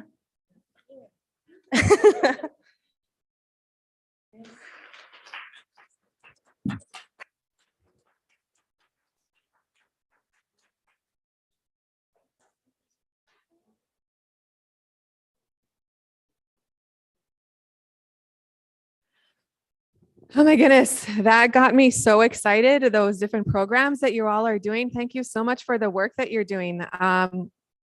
There's some connections that I'm going to be calling you guys, just so you know.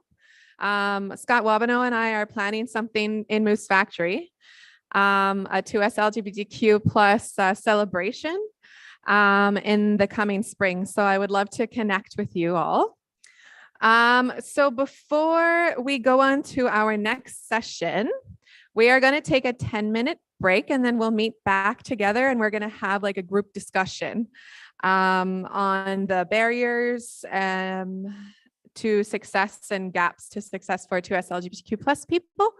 So we'll take a 10-minute break, go stretch out, go get some fresh air, go add some people to Facebook. I know that's what I'm going to do. So we'll be back in 10 minutes.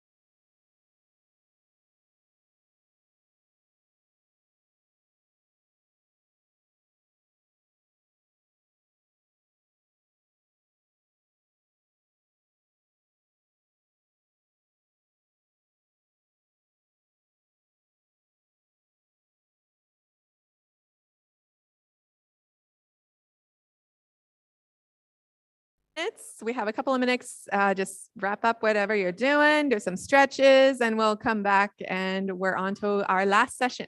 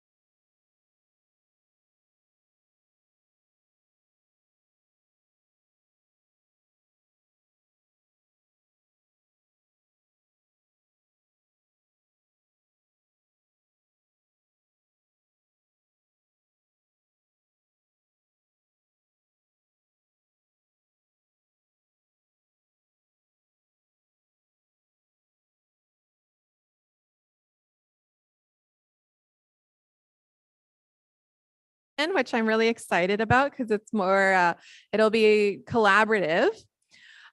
So in this session, we're going to be discussing as a group where we are now as 2SLGBTQ plus people, barriers to success, gaps in access, and success stories.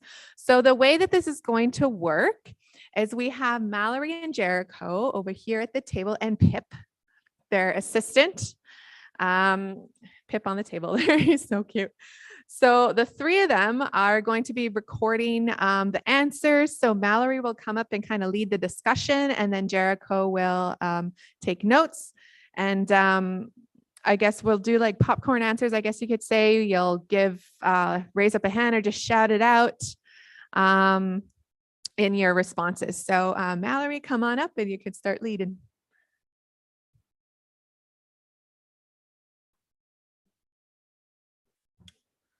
So I guess we'll start with the present. So where are we now in our communities? What do we have right now? Like what services are helping to Spirit Youth right now? Feel free to share. Like you could say that there's education for the teachers in your community, or you can say that there's gender neutral bathrooms. What, huh? Oh, we're talking about where are we now? What services do we currently have in the communities now? Yeah.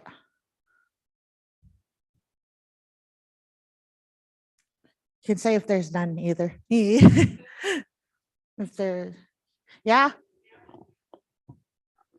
There. Okay. Feel free to just yell out, bingo, and then give me the answer. Me. Oh, okay. What does the chat box say?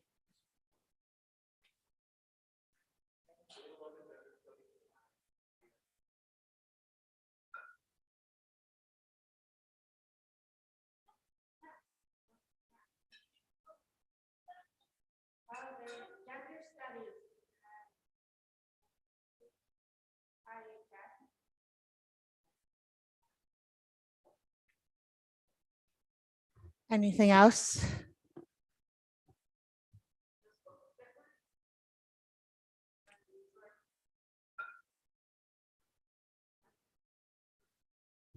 Mhm. Books.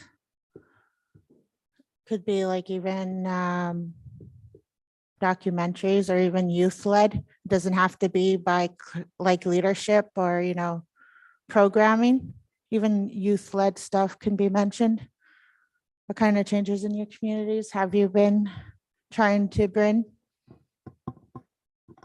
What is currently going on? But then it's easier to talk about the barriers. Oh yeah, Joseph? Mm.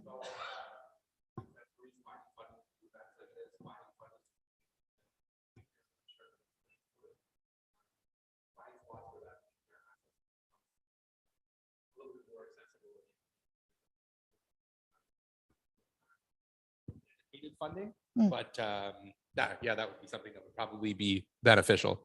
Mm. Oh yeah, with NAN, they started doing more since COVID, and then they started using Zoom.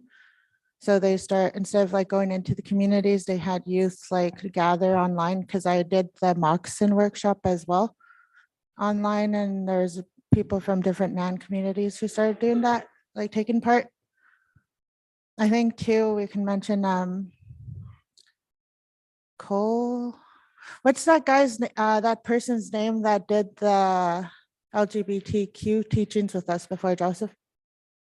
They work at the Women's Association. Colin, yeah. Colin did some teachings before. There's like little changes. Okay.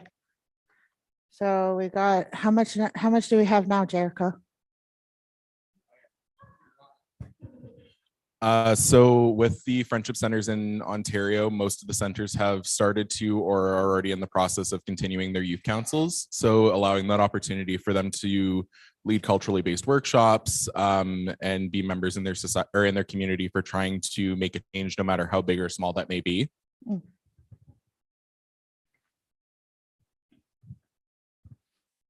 What are some barriers to like success or like access to services in your communities that you can think of?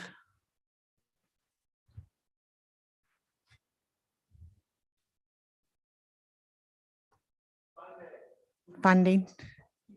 I think another great example is the importance of having youth councils like the Najaic Alliance. Creating a Mhm. space where young people can share, can learn from other knowledge keepers is really important. That's partially to do with funding. Kind of creating a space where people can work and be employed full time to do that work is really important. So Mhm. Actually, that is a barrier to success for us, just because we don't have like full-time hours and funding available to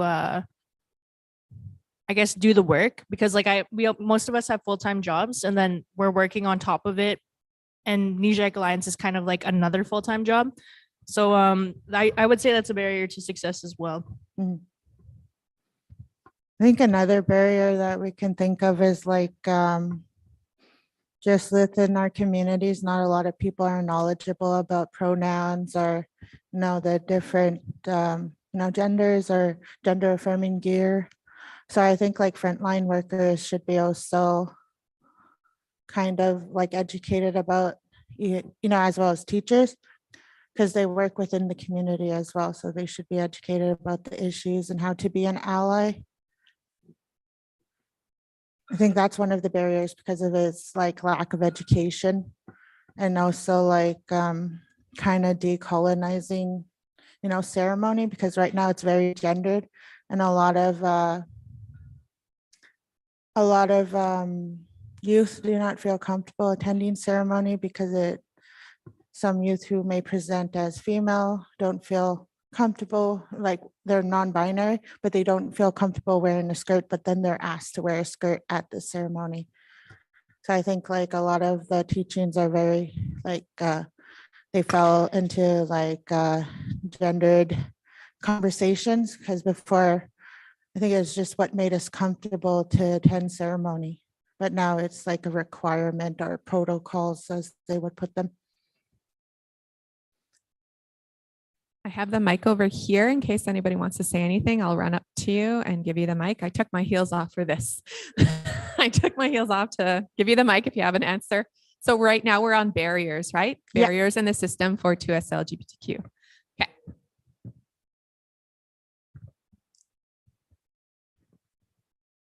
Just in terms of like federal funding, maybe having like Two-Spirit LGBTQQI plus specific funding pots that are literally just for Indigenous organizations that would either like to start up or that have programming, but are fighting for a funding pot that's kind of meant for Two-Spirit LGBTQI plus organizations in general.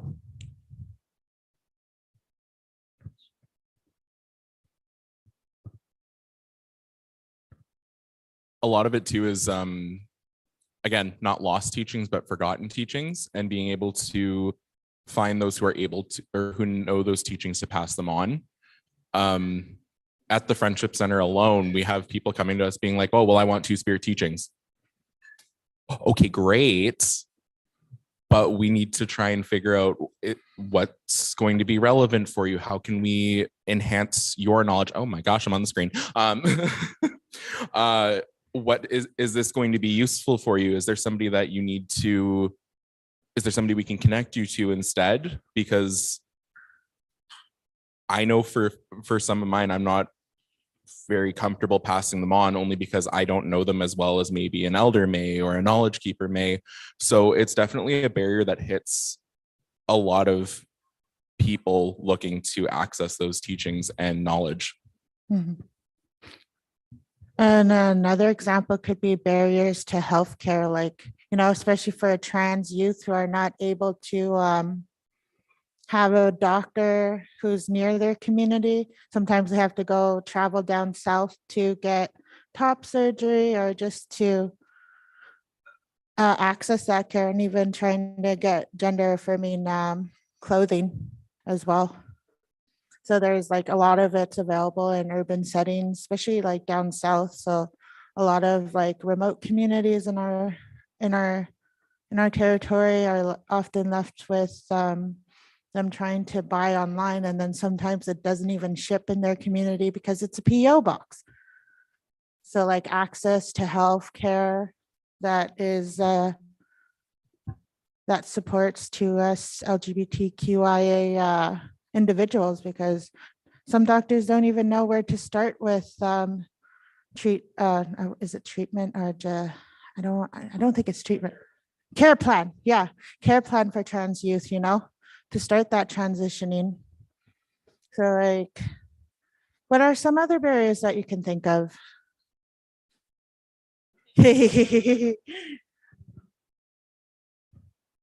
So along with 2SLGBTQ plus healthcare, especially with, like Mallory was saying, access to top surgery or gender affirming gear, the cost of it alone, right now it is covered with the Quebec government. They'll cover your top surgery costs, but then that doesn't include your travel, your hotel, your recovery, time off of work. It just covers the cost of the surgery. Otherwise, you're looking at anywhere from $10,000 to $15,000 for that surgery. And then chest binders alone, for a decent quality one that's not going to tear on you in about 6 months, you're looking upwards of 65 to 80. That's the low end if you're lucky on sale, to upwards of $120. And even being able to access trans healthcare is a barrier, because again, doctors don't know how to approach it. They might say, oh, well, I'm not qualified to do that, but it is actually in a nurse practitioner and a general practitioner's mandate to be able to do that referral for you to somebody, whether it's an endocrinologist, somebody who studies hormones, or to assist you along that journey and follow your care plan. But some people try to pass that up. I had some, and then also with 2SLGBTQIA plus people in the community, access to HIV rapid testing or HIV testing. There is a very significant increase in HIV infections, and no resources for testing or for prevention or for post-treat or for treatment and being able to live, because it's no longer a death sentence. You're able to live a long and full life with HIV, but getting those medications and that care is something that's lacking, and there's a stigma behind it as well. So I think that's a major barrier to get all that. Sorry, I talk. I have a question. How about, did you guys, when you were in high school, or I think they started this in middle school as well, elementary, how was sex education for you? Yo, I was just going to talk about that. Can I elaborate that on just for a second? Because not just like the proactive stuff, safety and whatnot, condoms and whatnot. But I think what's not talked about too is like the pleasure about it. Like it's always about like everything is so heterosexual normative. Heteronormative sex is like, that's the focus all the time. And when you're, I don't know, maybe a late bloomer or somebody that's curious about how to, enjoy it. What are ways to enjoy it? What are different mechanisms? And like, I learned that stuff on some Instagram. It was like queer for late bloomer sex kind of stuff, because it's like used to like hetero sex, and that's what our society mostly focuses on. But what about queer sex? What about the pleasure and like the pleasure part of it? Not just the protection, but there's not enough discussion on like how to experience pleasure and that not be stigmatized, and not, the heteronormative sex industry, like with pornography and everything is like it's fetishized. And it's not, it becomes something like quote unquote dirty, or just like, oh, that's a luxury, or like that's not real, but it's something that's meant to be pleasurable. But it's because we live in such a cis heteronormative society, I never been in a circle or in a room where we talked about the pleasure part of it, not just the protection part of it. So yeah, there's that too. And I would love to be in those spaces. And that's part of what I want to do. And with my platform and my business is create that. And I have some ideas that are going to be coming in the next couple of years. No pun intended. So yeah, I'm really excited about that. But yeah, it's not just about protection, but let's talk about like the enjoyable parts of it too, Yeah. Anybody else want to answer that question? The sex ed in high school?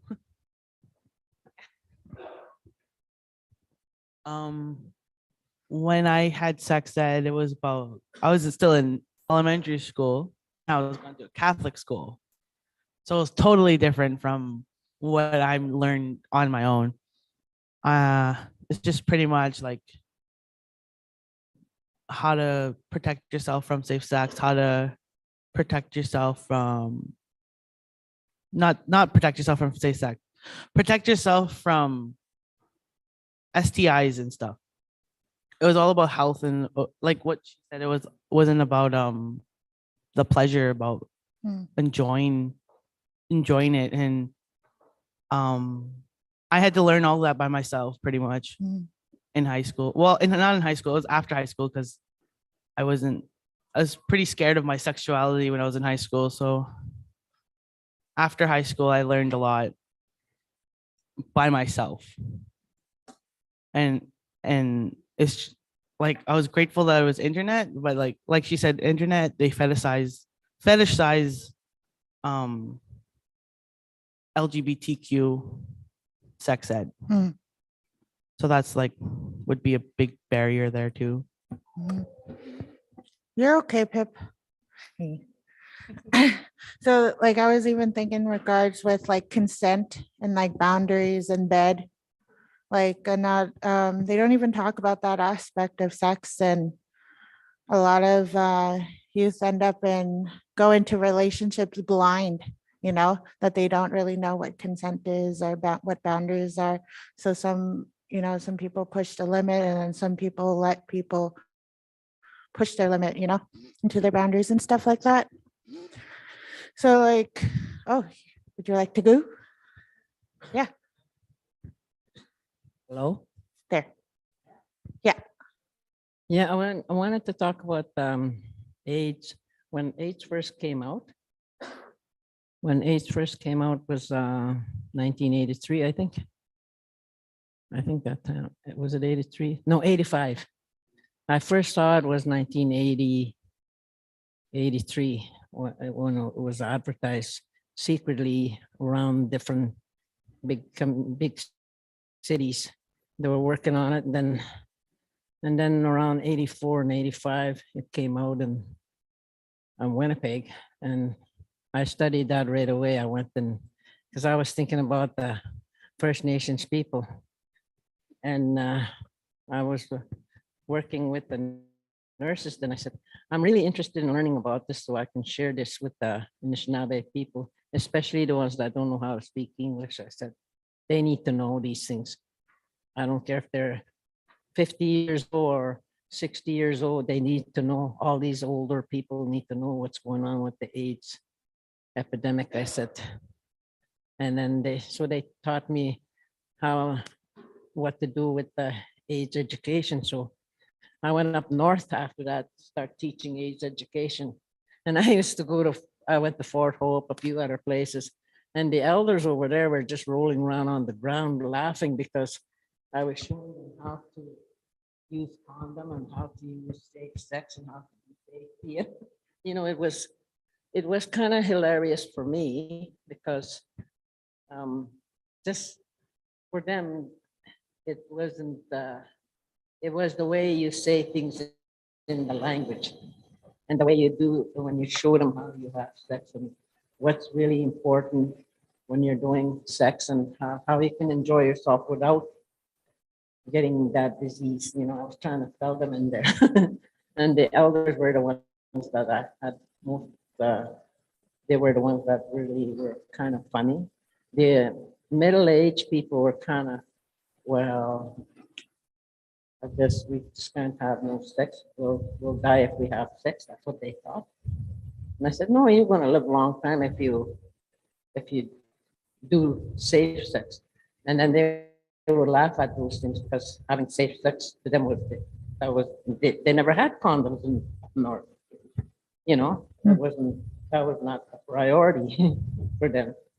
So it was really hard that time. So now when you're talking about all these different things that's going on, healthcare doesn't care for the First Nation. That's the way I feel.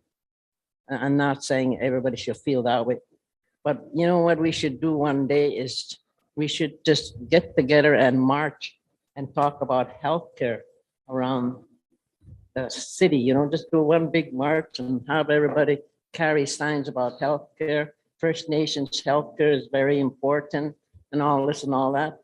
I mean, that's how we probably get noticed, and maybe we'll have a movement that way for that kind of thing. We need to do that because we can't afford to start dying off at a young age. You guys, I'm older, it doesn't bother me, but young people, I don't like to see them start getting sick, and healthcare is not that important. Right now, my son is sitting at the hospital waiting to be seen, and they haven't even talked to him yet. He's been there, I don't know how many hours now. And he's going to probably sit there because one time I sat at the emergency for 13 hours. I ended up sitting on the floor because there was no person coming in. And I'd rather see that older person that was to sit in a chair than me, because I sat on the floor. I gave up my chair for that other older member that was coming in that needed more of a seat than I did.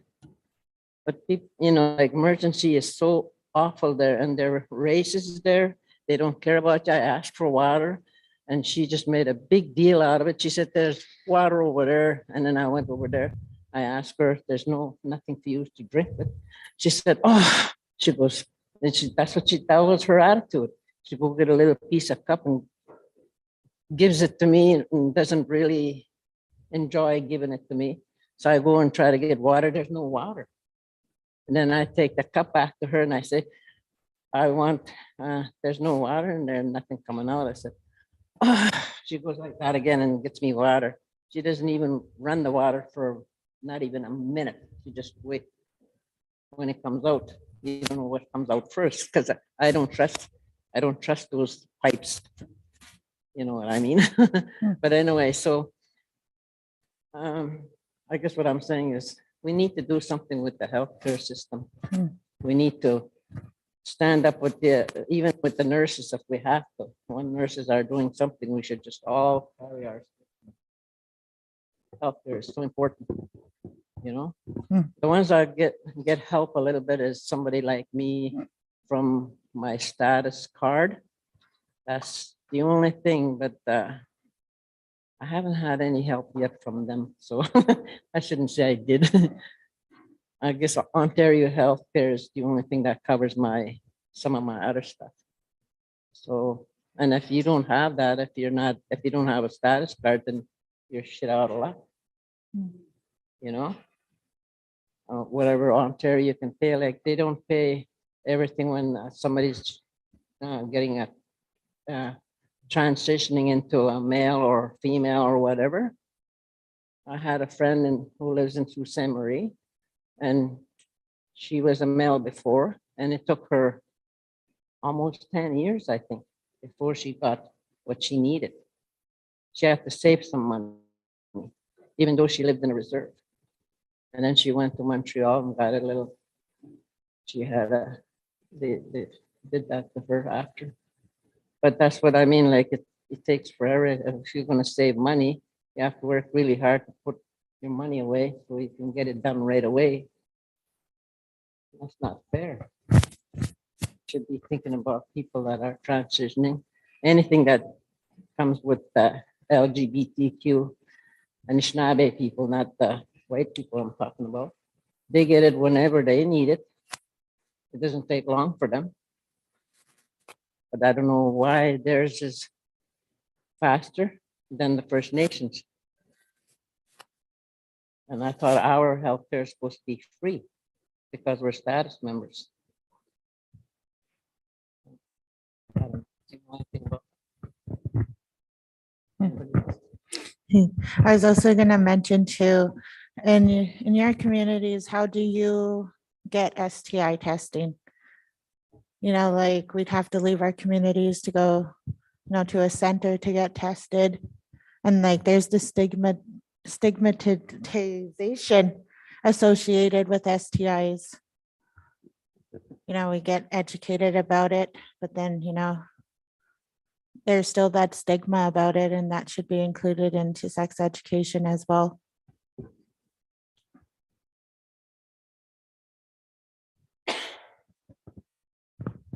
Sorry, now I'm hogging the mic. Okay, that's loud. Excuse me. So for example, again, yeah, you would have to come in off reserve, go to a center to get tested. There's no follow-up after for support either, especially if you're diagnosed with something like HIV or when you get an STI. There needs to be follow-up counseling because that could still be a traumatic experience for you, even though you know you might take an antibiotic and suddenly it's like, oh, you're cured. That was still a scary experience. You need time to process that, time for somebody to sit with you, and it may not feel like it, or you may not be top of mind. It is a form of grief and loss that you're having to go through. You had to go through that, and there's no counseling, nobody to talk to. They're just like, yep, come in, get a shot, take some antibiotics, cool, you're good, okay, bye, have fun. And thankfully, like Umbrella Clinic, for example, rest in peace, Dr. Bella Zawato, when she started it, she's made that a safe place for people to go get tested. I know their nurses there. I'm not very familiar with their new doctor, but I personally have felt really safe going there. I've accompanied clients to go there. Umbrella Clinic over on Algoma. Yeah, no, they help with.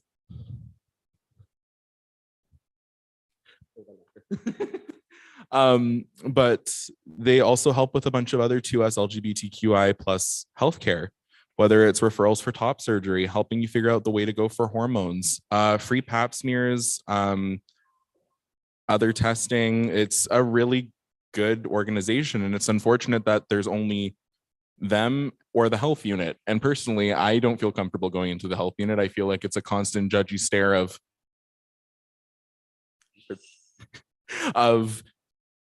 oh, you're here to get tested? Okay, so cool. Go sit down, fill this out. Okay, we're going to test you. Cool. Have a good day. Bye. Whereas it feels like people actually care when you go to Umbrella Clinic. I don't know if anybody else has felt the same if they've gone there, accessed their services. Cool. I'm going to stop hogging the mic now. Or try to. Oh.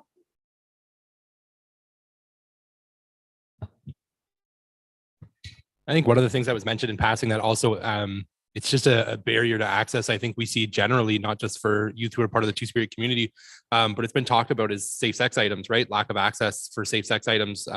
We find that when we're trying to send that stuff up north from NAN, there's a lot of barriers, whether it kind of be social, religious, ethical, moral, things like that. Some people have really big problems with that. Now, the problem is the notion is that if we don't have these safe sex items, young people are not going to be engaging in you know what I mean, sexual behavior. And I think we're seeing that that's not the case. And I think that we're seeing that there's an increase in risk because of that. And we're seeing that there's an increase in the rate of STIs and things like that. So I think having access to things like that, destigmatizing you know what I mean, sexual relationships at a general level, I think is really important, and making it accessible. Like people had said, talking about both sides of sex from both a pleasure and a reproductive perspective, I think is really important. So just then also having access to those things, I think would be great. So.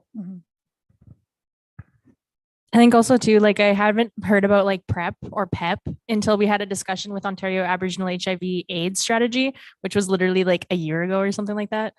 Maybe two. I think it was about a year ago. And that was like the first time I ever heard of these medications that basically reduces your chance of passing HIV or AIDS to another person to like some kind of decimal point. I can't, or does it completely eliminate it?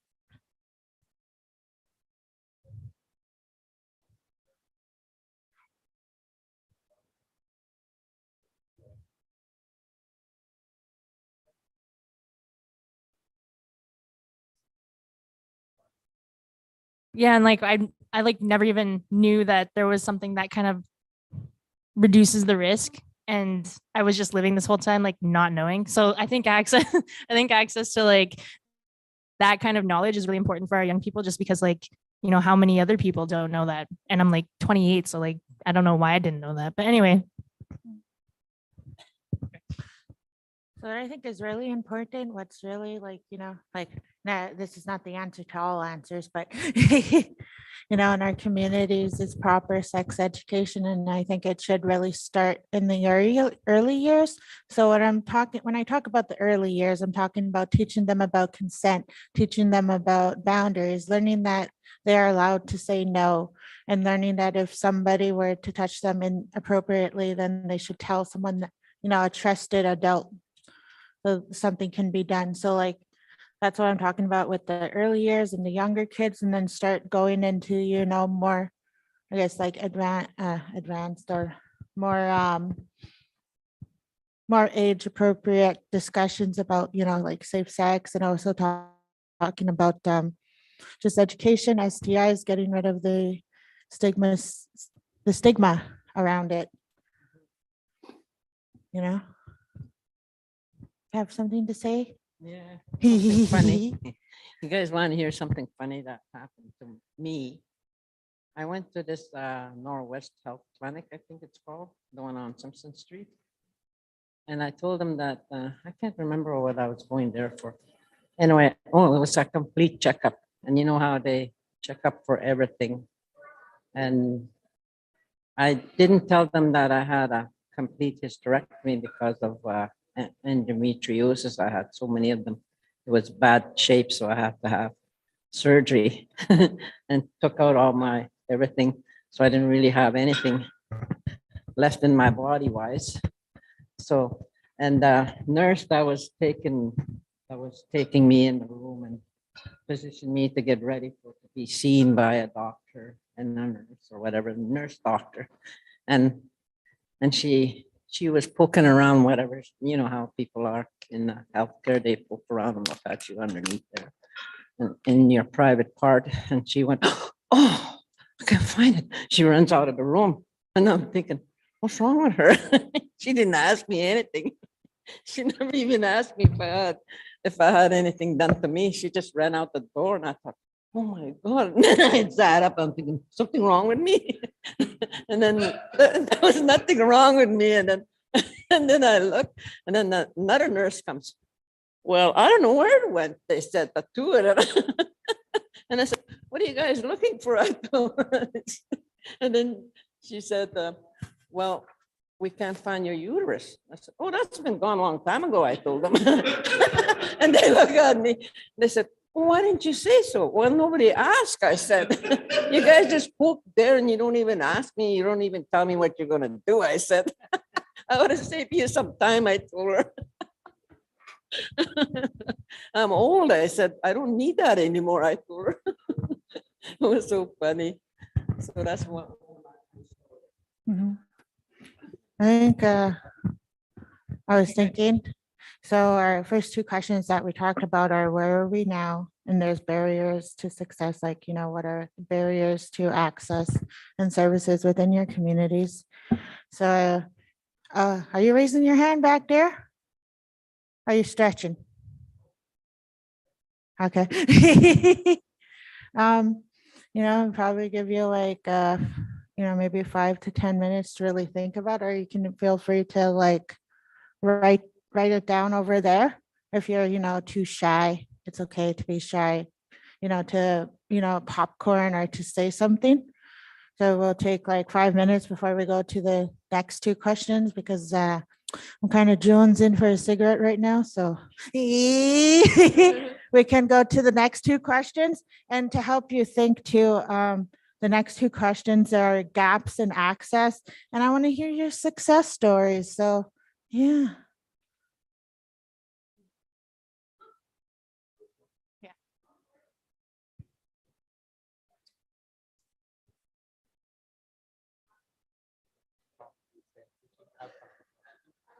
What's that the?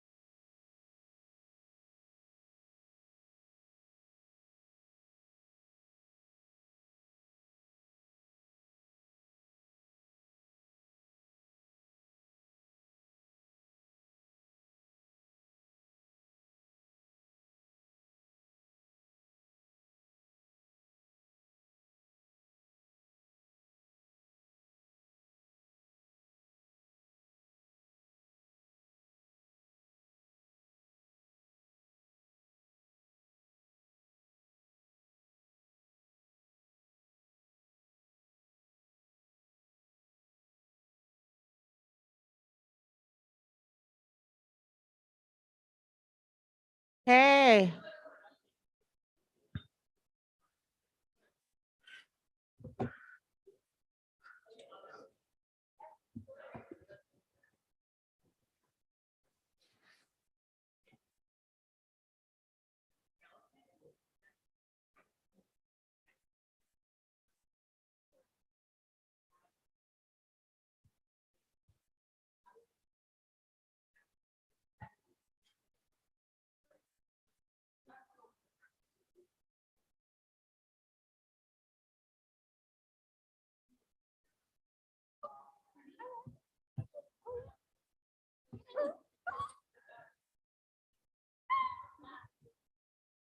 Yeah, some stuff to say, Pip. Okay, let's get back into the space. So then after we can all go back to bingo or casino, you know? Plan for our evening activities.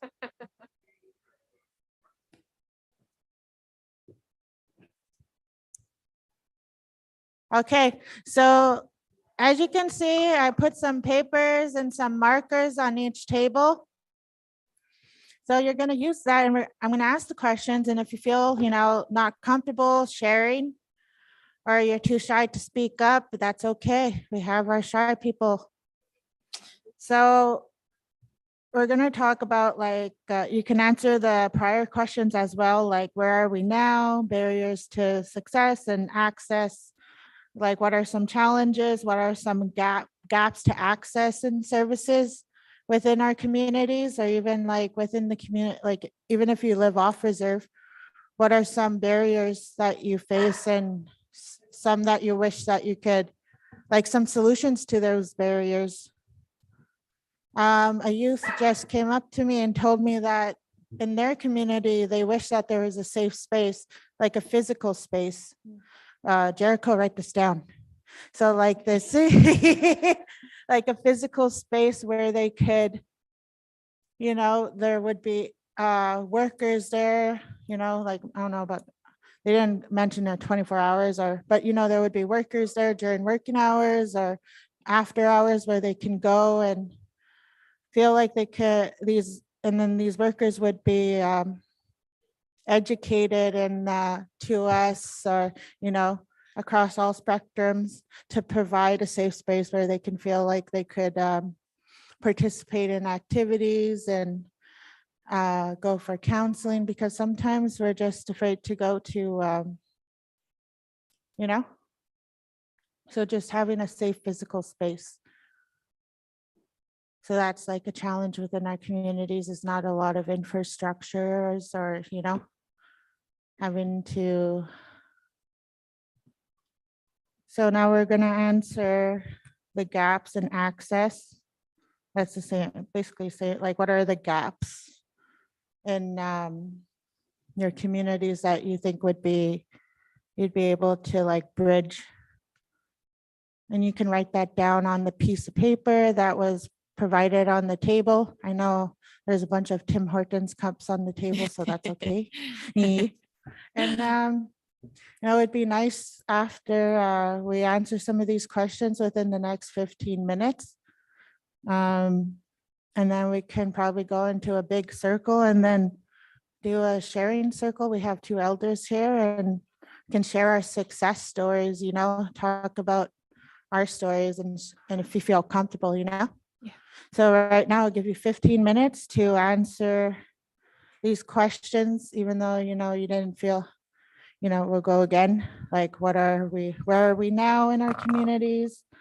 Barriers to success and gaps in access, like what are some challenges that your communities face? What are some solutions that we can bring back to community, which includes like, sex education, like being able to go get STI testing within our community instead of having to leave our community, access to health care. So I'll give you 15 minutes and, yeah. You have anything else to add? No, just if you want to maybe split your paper, right? Like there's gaps in access, barriers to success, Yeah. and solutions. So if you want to split it up into 3, that would probably work for you. And yeah, I look forward to hearing your success stories later in a sharing circle. Mm. So we'll give you 15 minutes.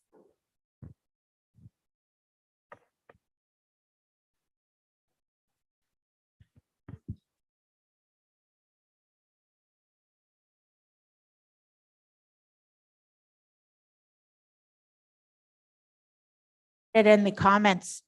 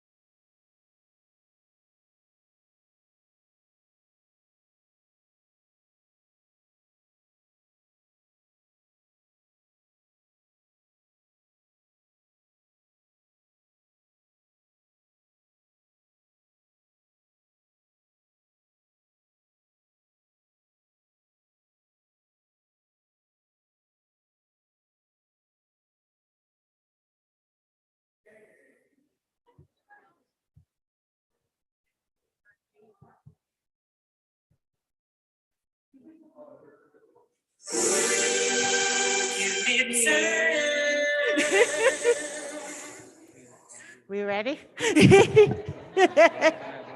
Okay, so now you can hand the paper to the lovely people back there and grab a chair. We're gonna go over here and have our sharing circle. We're gonna try to make a perfect circle, okay?